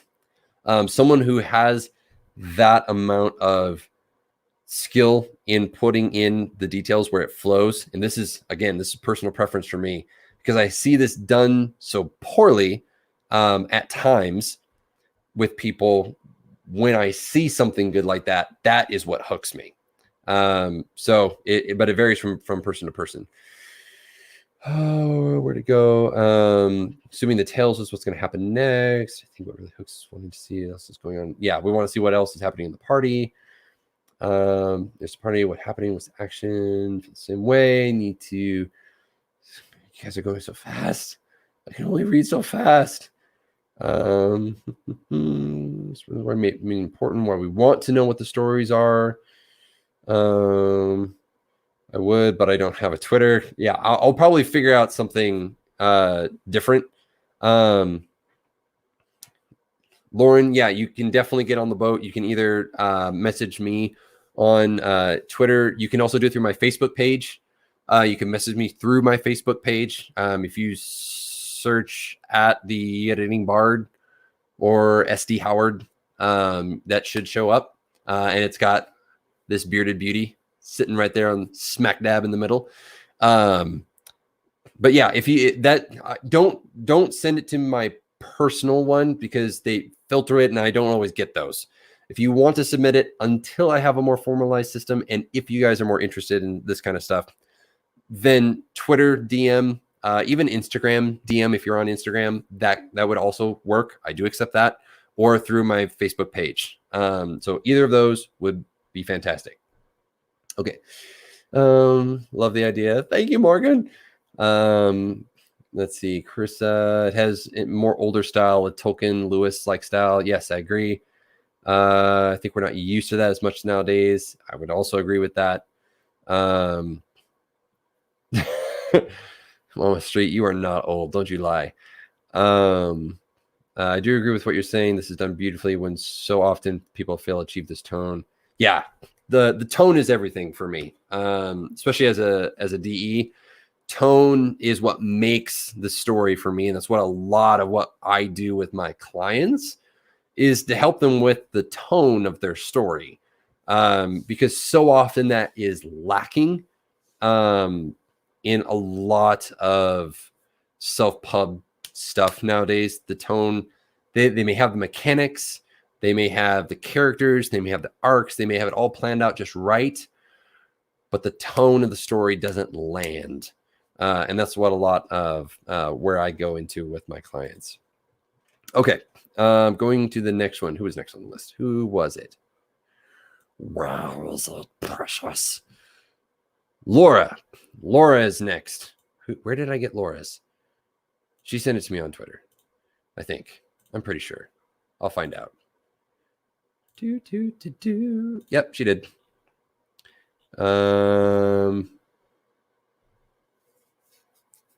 Okay. She sent me two. I'm only reviewing one, but just so that way you guys know which one it is that I'm going to be looking at. I forgot to turn my box light on. Gosh darn it. Is it on the side? Yeah, it's on that side. Damn it. Oh, well. No use crying over now. Okay. Okay, so I'm looking up at the one that says the first. So if caught, the best outcome is that we are lashed. The more likely outcome is that we are killed. It will be slow, painful, and for public enjoyment, as all executions by the Romans are. That sounds pretty much accurate.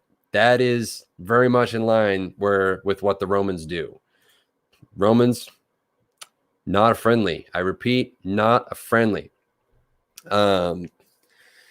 Yeah. So, I mean, I like it. I'm going to take a shot in the dark and say it's an historical fiction, or at least loosely based on the Roman Empire, to an extent.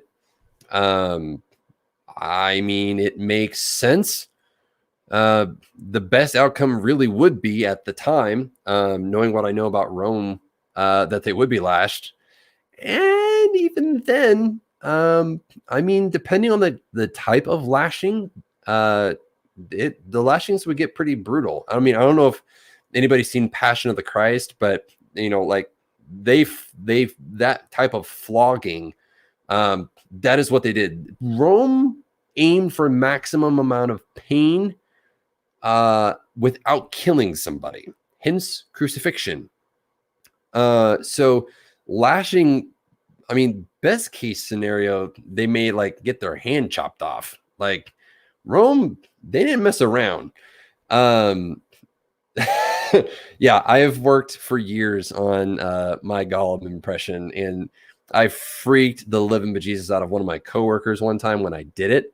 They're like, "You can't do it. You can't do it." And I was like, "Nah, I bet you I can." We were in a drive-through headset, and so it was right here when she heard it. I'm like, "My precious," and she was just like, she just about fainted. It was fabulous.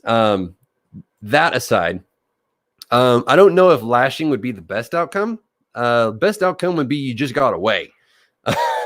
Rome didn't play around. The more likely outcome that they would be killed, yes, that is entirely accurate, and it would be slow, painful, and for public enjoyment, because that is what the Romans were about. Yeah, exactly. Or, you know, it's not speculative at all. It's factual, which makes the horror and the torture more impactful. I agree 100%. And again, I'm working with very little context. I don't know what, if any, like if the people are already caught, or if they still like that's just what they have to look forward to. So I don't have enough context to know, but even lashing is going to be 50-50 on whether you make it out of it alive, in large part because the Romans were just that brutal and bloodthirsty. So I don't know. I wouldn't change it. It's just simply I lack some of the context there. Yeah. So I like it. I am immediately drawn into it. I'm immediately interested in this character and kind of what they're going up against, because I don't know whether they've been caught or there is a high likelihood of them being caught. So really, really like that. I probably would not change that one bit. And even so far as the flow of everything, the flow to me is fine. It doesn't feel choppy. You have two shorter sentences, and then you have a little bit longer one to me, which adds enough variety there for the sentence length that I probably wouldn't even touch it. I like it. Let's go to the comments here. I think the implication is that they're already caught, so the best case scenario is lashing. Well, that was my understanding anyway, and very possible, Lauren. That is very, very possible. To me, just missing a little bit of context on whether that is actually the case or not. I would like to know whether or not they were captured, or whether they're thinking like, yep, if we get captured, this is the best scenario, or crap, we're already caught and this is the best scenario. So, and part of that, if caught, okay. I'm glad that you actually read that. Yeah, if caught. Okay, yeah. Well, that gives me all the context that I needed. Okay, considering I just read that out loud, gosh. Okay. I'm sure my brain will begin functioning properly again at some point in time. Yeah. Okay. So we will move on to the next one here. Because Laura is just being all awesome and stuff. Okay.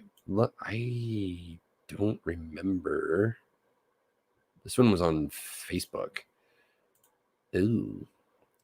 1 second while I switch gears here, because I'm going to have to go to.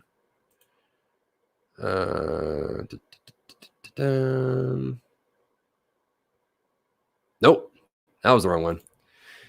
Okay, got to go to my page. Don't want salesy stuff. Inbox.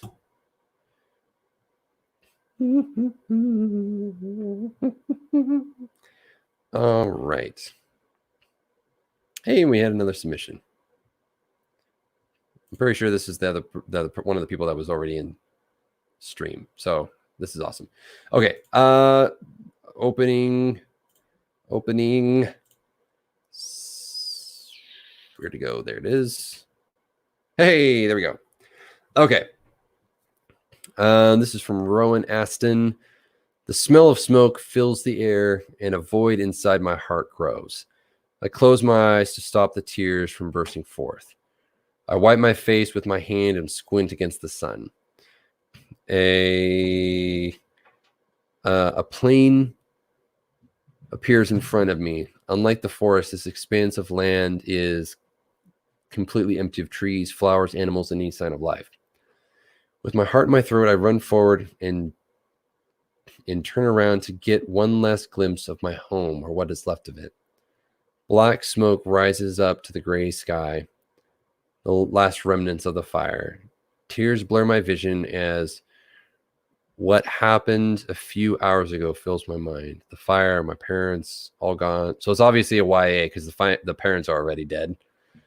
The fire seems to have been extinguished somehow, but the damage is already done. Okay. Let's see here. I'm going to pop this up a little bit differently so I have a better view of it.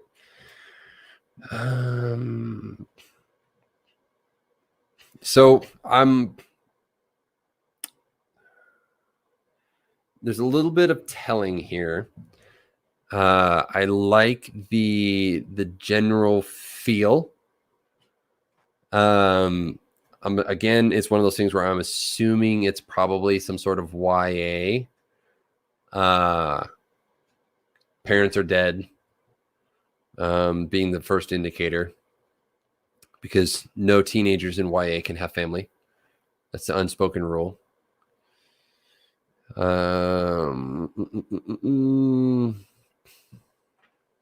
I'm just saying. Why YA, man? If you're gonna write YA, you better have a hit list on the family, because they go and dive very quickly.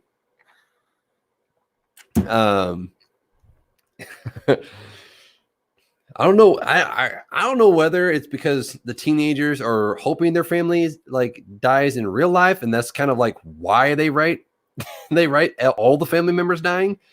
But even Disney, like, oh, you don't get a parent, and you don't get a parent, and you don't get a parent. Oh, guess what? You're off. You're an orphan. That's basically just kind of how it goes. And this is coming from somebody. I write YA. Okay, like I write YA fantasy. I don't even address my main character's mom in the book, at least not in this one so much. Very briefly, but she has a psychopathic dad who's kind of a creeper, so he's still around. I don't kill him off. Everybody's gonna wish it though. Okay, so for this one, I'm not a fan for the first person present tense here, kind of present tense. Again, personal preference. I know it's not the only one with dead parents. That's kind of the trope, the go-to thing for a lot of YA. But yeah, definitely not the hard and fast rule.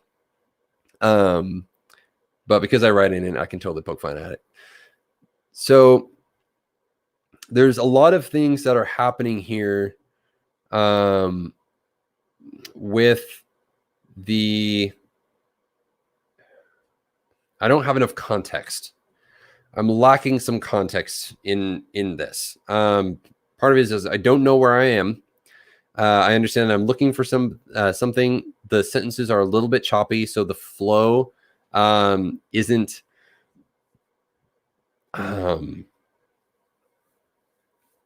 smooth. And I'm not sure, like a plane, like, okay, but are we talking about like an ethereal plane, another plane, an otherworld plane? What type of plane are we looking for? So like, unlike the forest, this expanse of land is completely empty of trees. So like, I'm not entirely sure what's happening here. I don't know whether they're seeing into a plane or that they've run and they're coming out of the forest and they're actually seeing a plane. They glimpse the home, what's left of it. Black smoke rises up into the gray sky, the last remnants of the fire. Tears, blurred vision, what happened hours ago fill my mind. The fire, my parents, all gone. The fire seems to have been extinguished somehow, but the damage is already done. Lots of questions here that leave me a little bit confused. So I think some clarity on what's happening. I'm trying to think of like how to word that. Let's see what the people say in the comments. Morgan, I was just watching a stream from some agents saying they're tired of the orphan child trope. Yeah. Do you write YA fantasy with dead parents? I don't. I mean, one of them may or may not be dead, but I'm not really sure. It is widely popular. Streaming day. This opening is supposed to be devastating for the MC, but I think there's too much description and pulls you out of the emotion. Yeah, I would agree. I'm gonna highlight that one for a moment. Yeah, plane of existence, plane like the rain, plane like rain in Spain falling. Yeah, I plane is one of those ones along with like effect and effect, or there. Guess which one? That kind of thing. I hate that. That's why I hate the English language. Too freaking complicated. Yeah, I agree. There's certain things that aren't matching with this, and I'm not entirely sure. Again, I'm looking at the more scope. A lot of you of the who focus more on grammar are going to kind of pick up on some of those things. The flow is where I'm losing it. The flow there is a little bit choppy. I'm not feeling the emotion. I'm being told what she feels. Well, I'm assuming it's a she. Actually, I don't even know. But I'm being told what the character is feeling. I'm not being shown what the character is feeling. I'm told that they feel these things. But if you're going to show it, you want to describe the tightness in the chest, the sickness in the belly, the aching, the burning of the eyes from the soot and the ash and the tears. Like those descriptions show these kinds of emotions that are being shown or being told. The void inside my heart grows. That would feel like an ache, like something's ripping your chest apart. Like in my mind, that's how I would write it. The void that fills my heart makes my chest feel like someone's prying it open, or that something has ripped my heart out. Expressions that define what it is that is being said here would be a better way to go, in my opinion. That's what I would do with it. A little bit too much description when we need the emotion. I would focus more on the emotion of things. Focus on the emotion on the outset and add little descriptors. Maybe they lean up against a tree because they're out of breath. Their heart feels sick. It feels like the heart feels numb, or our heart's in agony. They wipe my, like it says, I wipe my face with my hand. You don't need to say your hand. There's like I wipe my face on my sleeve, or on the sleeve of my tunic and squint against the sun. Those kinds of things will change some of the context here and make it a little bit easier to show rather than tell. Because this strikes me as a lot of telling, not necessarily a lot of showing. It feels like showing because you're giving all of these descriptions, but the showing actually leaves it just vague enough to where the reader can kind of superimpose kind of what they want on it. So that would be my recommendation there for that one. Let's see. Yeah, if you guys have some additional feedback for it, by all means, put it down in the comments. I can't think of much more than that, but I would rework it and do some rephrasing. Again, a lot of what you'll hear me say is not to delete it, but just simply to rephrase it. Just kind of change up the words, play with the words a little bit, just until you get to the point where you get across what it is that you're looking to. Because right now, I don't think what you're trying to get across is coming across yet, but it can. So I would definitely keep that in mind. Okay, so I'm going to move on to Mama Streets. Hers was next. If I can find it. Almost. All right, and then I'm going to focus on the first line here. Not first line, first section. Do. Okay. All right. Levi fired off one last shot before turning and running as hard as he could, following Harry's booming laugh. They broke out of the tree line and dashed for the train platform. The 235 from Worcester was just pulling away, and Levi tossed Harry his valise before pulling himself up onto the carriage. I like that. Fine, I'll freaking read it. At least the next one. The pair collapsed into the first empty compartment, trying to catch their breath. That was a disaster, Levi gasped. Where did Summerfield get the information? All right. I really like this opening. And as much as I want to dive into everything, we still have at least 2 more to get through for this stream, and to kind of stay roughly within the time schedule that I have. But I really like this. It starts off with an action. That's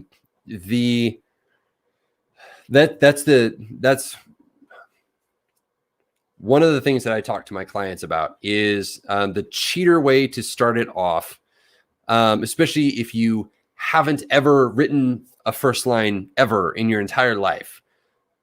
An easy way to start it off is to start it off with an action that raises a question. That's how I start mine off, because it piques the reader's interest. Here, interest peaked because Levi fired the last shot before turning and running as hard as he could. Was he running away from? We don't know. But Harry is laughing his keister off at this. And apparently laughing hysterically as they run, which I love. Yeah, it sets up the promise of an adventure. Exactly. They broke the tree line and dashed for the train platform. So the 2:30. Oh my goodness, it's a rough afternoon today. The 2:35 from Worcestershire was just pulling away, and Levi tossed Harry his fillets before pulling himself up into the carriage. The pair collapsed, and so just that right there. So it shows that it's a little bit modern. I do know the context because I have worked with Mama Street a little bit, so I do know the context of this story, but I have not seen what she's worked on recently, and so I love this opening so much, and it starts off action packed, which I love. It gives me a sense of excitement and going, okay, what were they running away from? Why is Harry laughing his keister off as they run? And I'm sure that the farther down we go, the more in-depth and interesting we're going to get. So I love this. And, the Paris collapsed. Dialogue is so important in the first little bit of an opening chapter or paragraph. Dialogue tells and shows more than you have to write because there are things that are implied in the dialogue. So if you guys really want to write a good opening, include some dialogue in that. Because it pulls us in, it helps us get to know the character, and character is where I get attached. I get attached to the characters. I want to care about the characters. So where he's like, oh, that was a disaster. Where did Summerfield get the information? Like I can hear him saying, well, that didn't turn out how we had planned. Where the heck did this information come from in the first place that led to this disaster happening? I can hear the slight accusation in his tone, in how he phrases this. And so this is what I really, really, really like about it. Okay, so let's see. Krista says the promise for Morgan. Really like this. Definitely, I'm gonna showcase this one. Bam. Definitely gets the reader interested in wanting to know what's going on. I just make sure within the first page we have reason to care about the characters. And then Levi and Harry seem like trouble. Those are my favorite MCs. I 100% agree, Lauren. I was actually on a call with one of my coaching clients this morning, and one of the characters, who is kind of a side character and more of just a plot device, has developed her own sense of personality. She's captured at one point. She's like, hey, if you guys are going to hold me prisoner, at least do me the service of entertaining me. And I suggest starting by punching that person over there. And I love those kinds of characters. I write those kind of characters. I write those characters to annoy my main characters. Anyone who's read my fan fiction will know which character that I'm talking about. But yeah, I love this opening line. Such a good one. because it gives us insight into the characters and into a little bit into the world, which is fantastic. I agree. Dialogue is. I'm going to showcase this one too. Maybe if I can find it. There it is. Dialogue so early really benefits this opening. It shows their personality right up front, makes me like them immediately. Exactly. Yeah. If you want people to invest in your book, they need to invest in the character too. Because if they don't invest in the character too, then you better have a really, really strong plot to where we don't give a crap about the character and what happens to them. More often than not, people are going to get attached to the character. And so if you can establish them as a likable, or even kind of like you're not really sure whether you love to hate them, or you just love them, or you just straight up hate them, you want to establish that early on. It can be really, really helpful. Showcase Morgan's here. I think if the dialogue continues this way, getting attached to the characters will be easy. I agree. And I've seen some of it, and you guys don't even know the half of it. The sass level of one of these characters in this book, just based off, I can't give spoilers away, but a little bit of what one of the characters, who shall not be officially named, their character is based off someone who has a boss status sass level, classy sass, think like sassy British lady. She's got a lot of spunk, in chutzpah. That's one of the characters here. And these two, I mean, it's going to be fabulous. Monica, you need to finish writing this story. You have to, because now everybody else is interested in it. Thank you, Carissa. I 100% agree. Just a note for first pages in general. Yeah, I agree. Okay.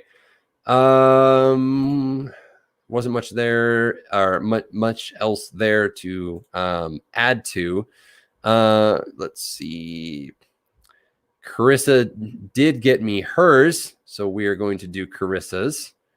Going to pop this back open. There it goes. Yeah, no pressure, Mama Street. No pressure. Totally pressuring. Pressure. Okay, anyway. Carissa's up. All right, let's do this. Which Carissa, I don't know if you were just being cheeky with this character's name or not. But that's aside. So the baker's wife flung open the back door to dump dirty wastewater. Ardette seriously considered murder for the 10th time. Okay, I'm going to start this over because apparently I can't read. When the baker's wife flung open the back door to dump dirty wastewater, Ardette seriously considered murder for the 10th time. I'm in. I'm sold. The instinct surprised her as much as it had the 9 times before. How quickly she sensed the danger, sighted a weapon, a discarded rope, and envisioned completing the act. Then Minth met her eyes, and the impulse passed, leaving behind the residual shock that she could so easily think such terrible things. I freaking love this.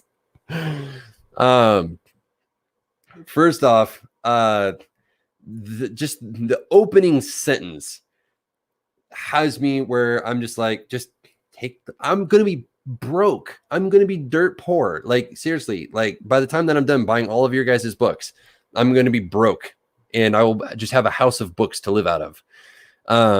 And we'll just all be eating toilet paper, or at least some of us will. Others will starve.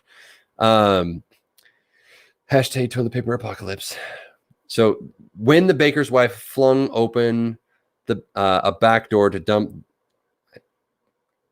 I'd probably put fling open the back door to dump dirty wastewater, or to dump the dirty wastewater. Either way, Ardette seriously considered murder for the 10th time. I love that. I want to know why she's considered murder the other 9 times, and who it is that she's thinking of murdering. This raises so many questions, so many wonderful questions that I need answered now. Yeah, the first sentence is absolute gold. And then the only thing with the second sentence is that it seems a little bit long. I would maybe just insert a semicolon at before and in between before and how. Grammar Nazis confirm whether this would be a good idea or not. But to me, instinct, that's where I would put it. Because it gives just a little bit more of a hard break. Yeah, and I'm like, who is she thinking of strangling with this thing? And then Minth, I'm hoping I'm saying that right, Minth. And I don't know who Minth is. I feel like I'm trying to say mint. Oh gosh, trying to say mint, but I have a lisp, so it's Minth. I need a Minth.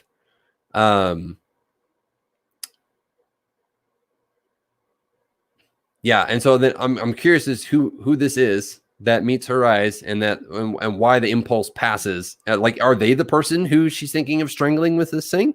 I don't know. I'm assuming that it'll probably be carried out in the next couple of sentences. Okay, I'm glad I'm saying it right. Minth. Okay, that makes more sense because Minth sounds better than me sounding like I have a lisp and I'm trying to say mint. So then Minth met her at, yeah, that sounds way better. Leaving behind the residual shock that she could so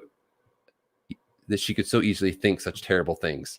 Yeah, I really like that. Let's see. Lauren has one, something that isn't quite clear after the first line. The instinct to contemplate murder surprises her, but she's had it multiple times. Seems contradictory. It deals with the magic system. Okay, so there's a magic system, and like I said, there's probably going to be parts of this that end up. We'll see it more as we continue. I do understand what Lauren's talking about there. There's the first line, the first paragraphs really don't give us a lot of context. Oh, she doesn't know she has the magic. Okay. I mean, in all reality, most first paragraphs or opening paragraphs are not going to give us a lot of context anyway. If they do, great. If not, I mean, it's usually not expected because it's going to really be kind of what's after that.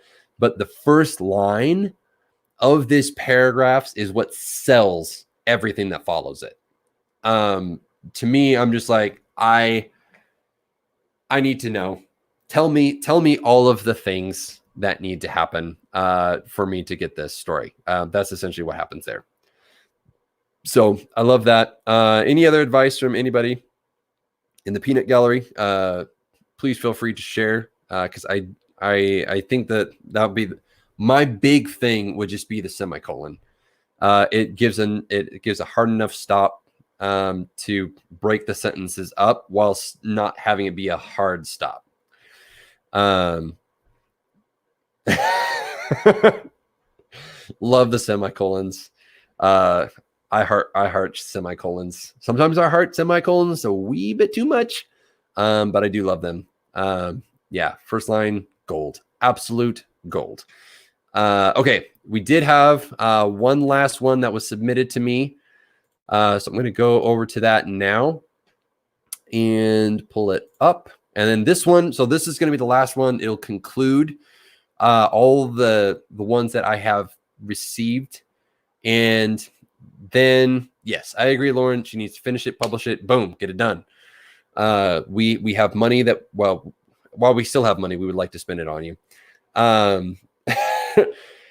This will be the final one for this stream. If you guys want me to continue doing streams like this, then please make sure to comment and let me know. And I'd be happy to look into doing that a little bit more. I don't know if it'll be 3 hours, but I would definitely consider doing that a lot more often. And then I'll have some wrap up things to kind of go over. Okay. What was I doing? Sharing the screen. That's what I was doing. Going back. All the way back. All right.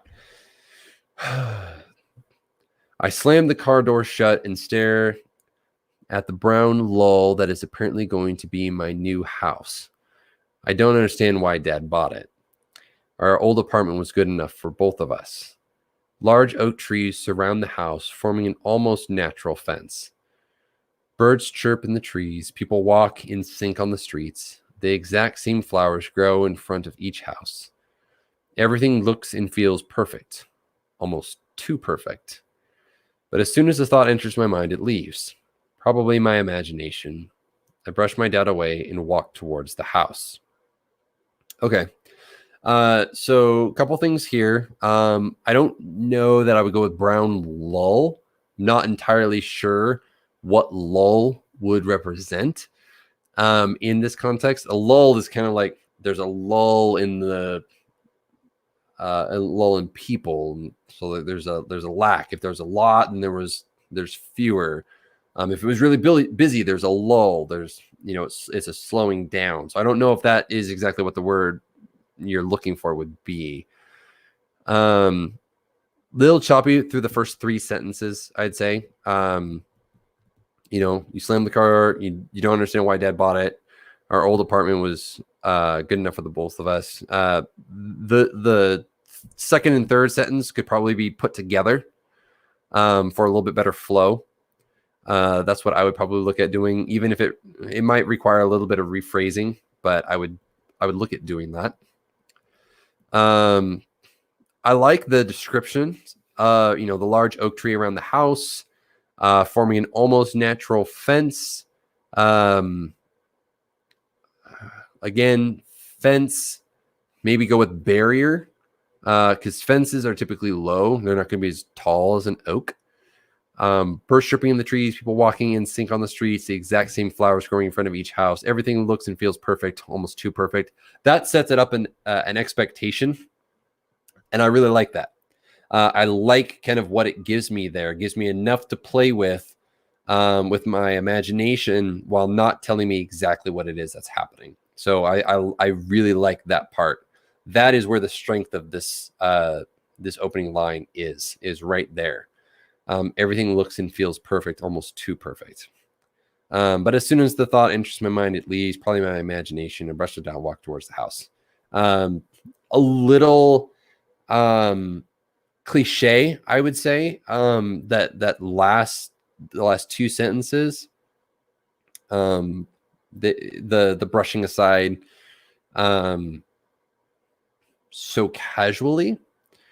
If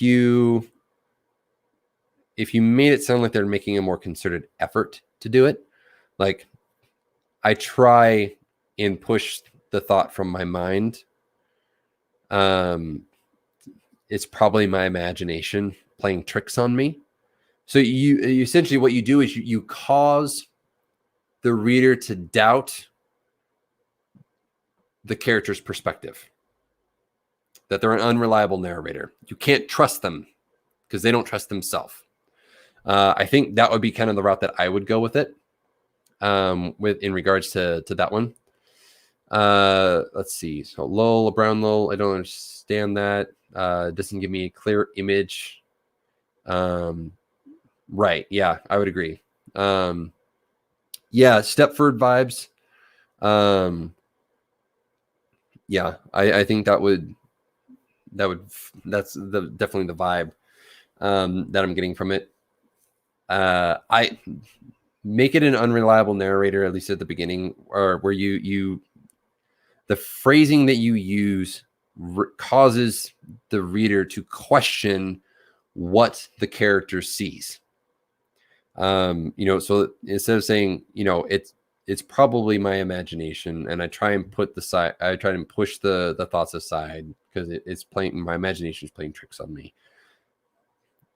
It causes the reader to question whether their imagination is or not. And that plays to your advantage, because if you don't want people to know for sure what's happening or feels like something sketchy, that would be the way that I would recommend doing it.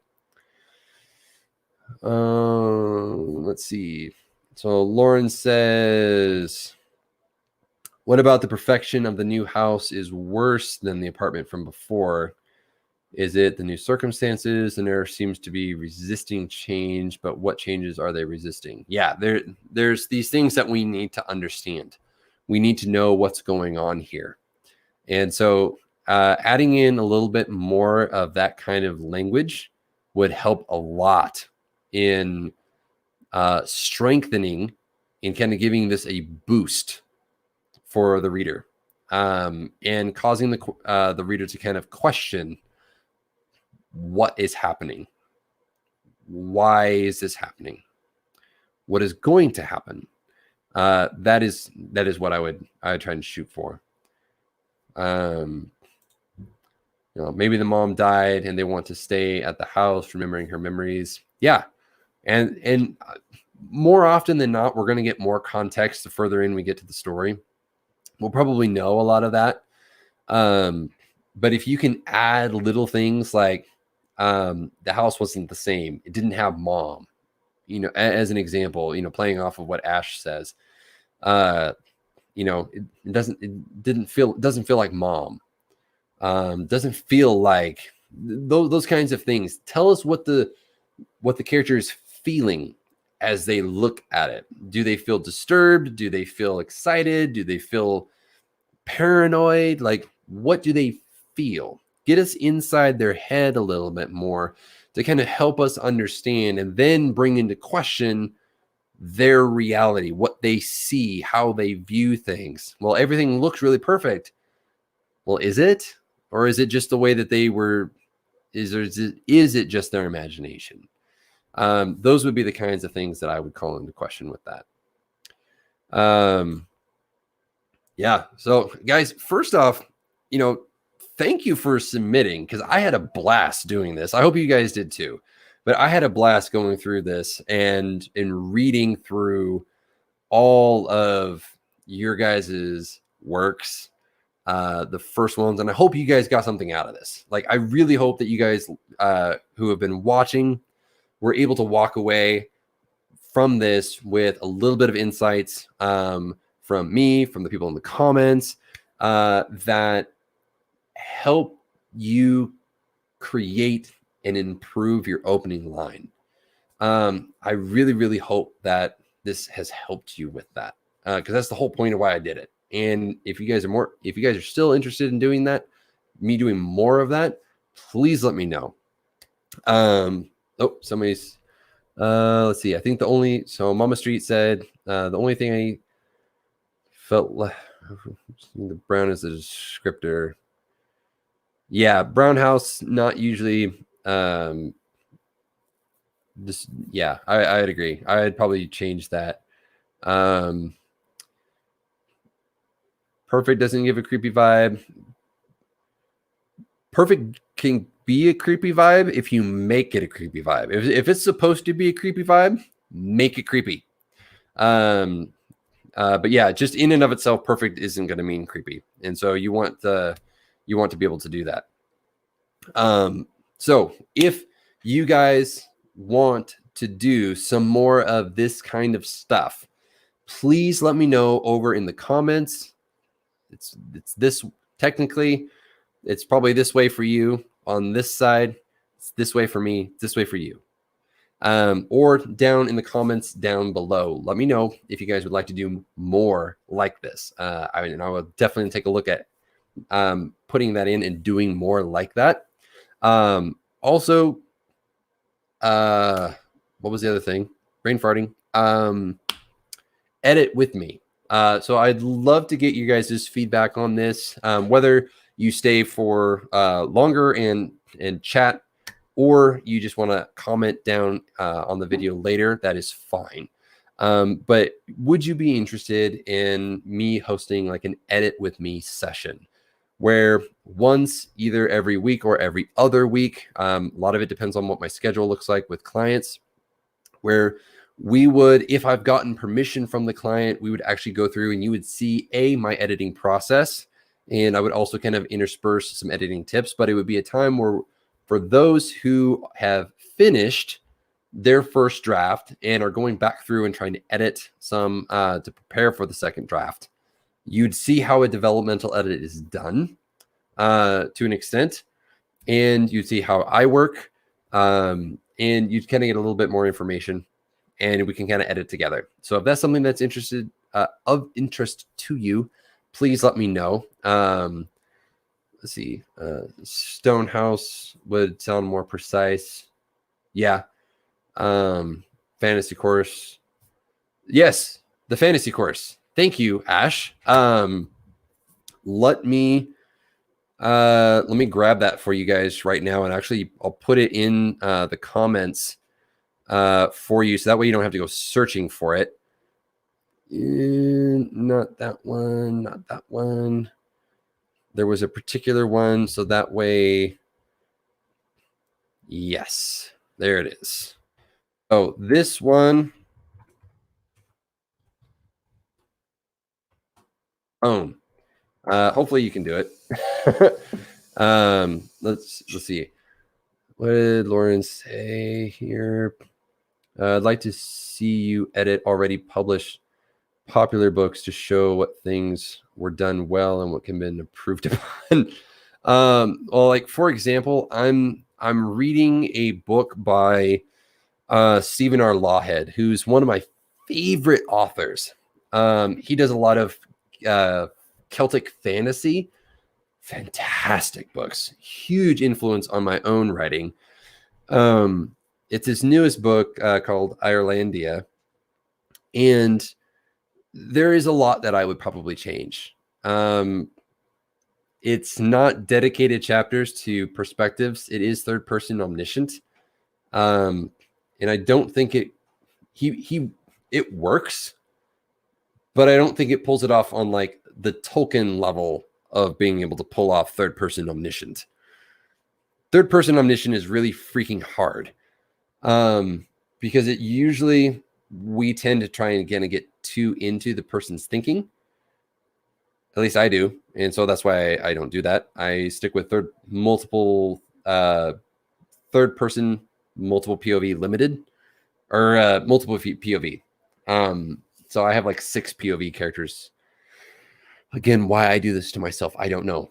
But yeah, that's one where I go through. I see a lot of butts where they don't need to be, and I don't get a lot of character from the main character, if that makes sense. But yeah, I could probably look at doing that if I can find some specific examples online.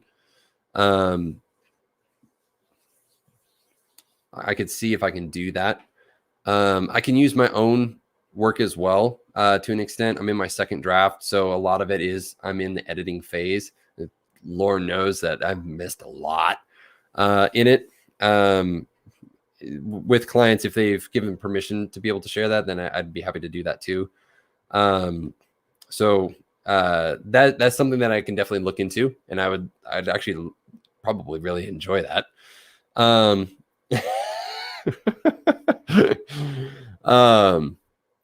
just gonna pop that up there just because it's awesome.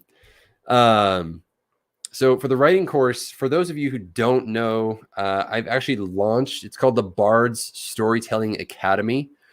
And it's me taking 14 years worth of writing experience and trying to boil it down to help authors, both new and old, be able to write to write stories. And the first one I did is how to start your fantasy novel. So that is if you've never written fantasy before or ever written a book before, just in general, and you're like, what are words? How do the words combine? I go into how to brainstorm it. I even teach you guys how to sketch a map. Just saying.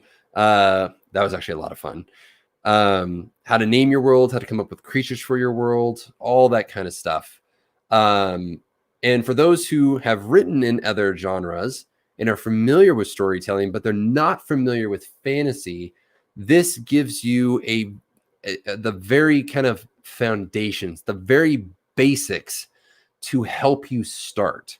it is not comprehensive by any means. Otherwise, it would have taken me months and months to put it all together. I think all together, there's almost like there's over an hour to an hour and a half worth of content, plus worksheets that I created to that match the vast majority of what's being talked about here. So it's a lot of fun. I had a lot of fun doing it. A lot of people beta tested it and found it very helpful. Even those who had never really written before, they're like, I could actually see myself being able to do this, which was cool. And that's essentially what my goal is. I mean, I have tons of other ideas for this. I have a book writing basics, which is going to be a pretty extensive course. There's going to be one on science fiction, romance, how to self-edit, building your author platform, and weaving faith and fantasy together. Faith and writing together. So super excited to be working on those over the course of, the next year.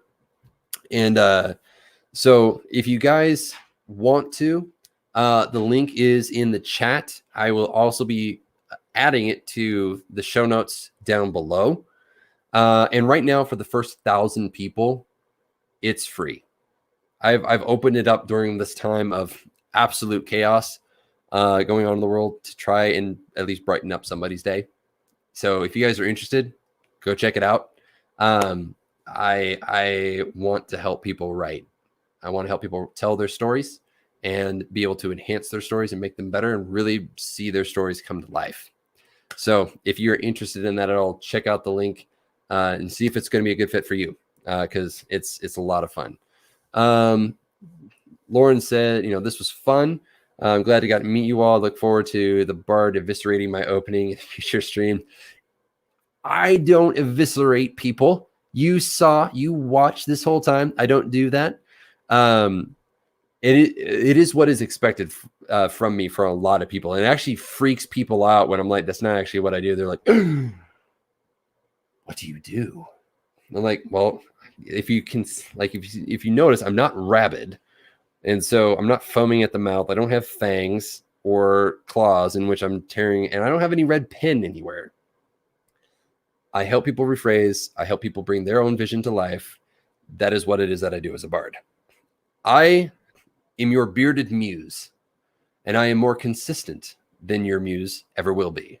This I can promise you. So, and that's why I have my shirt. Worked very hard on it. Took me all about 5 seconds to rhyme it together. So, yeah, it's what I enjoy. It's what I love doing. If you guys at any other point in time need some additional help or need further help, I do offer mentoring from start to finish, and I actually have an affiliation with a publisher. So I help you from start to finish, first through second draft, and you submit to the publisher. And it's a direct line. It's not a promise that you'll get published, but it is a much higher chance because they've worked with me and they know me.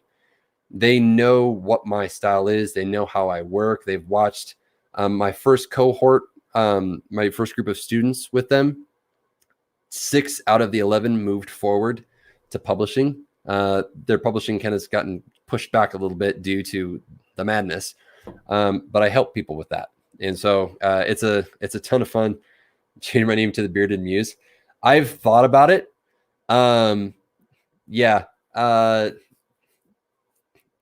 That's I like to say it. I'm like, I'm your bearded muse, and I'm going to be more consistent. If you work with me, like, the muse is going to show up a whole hell of a lot more because, well, you talk with me a lot.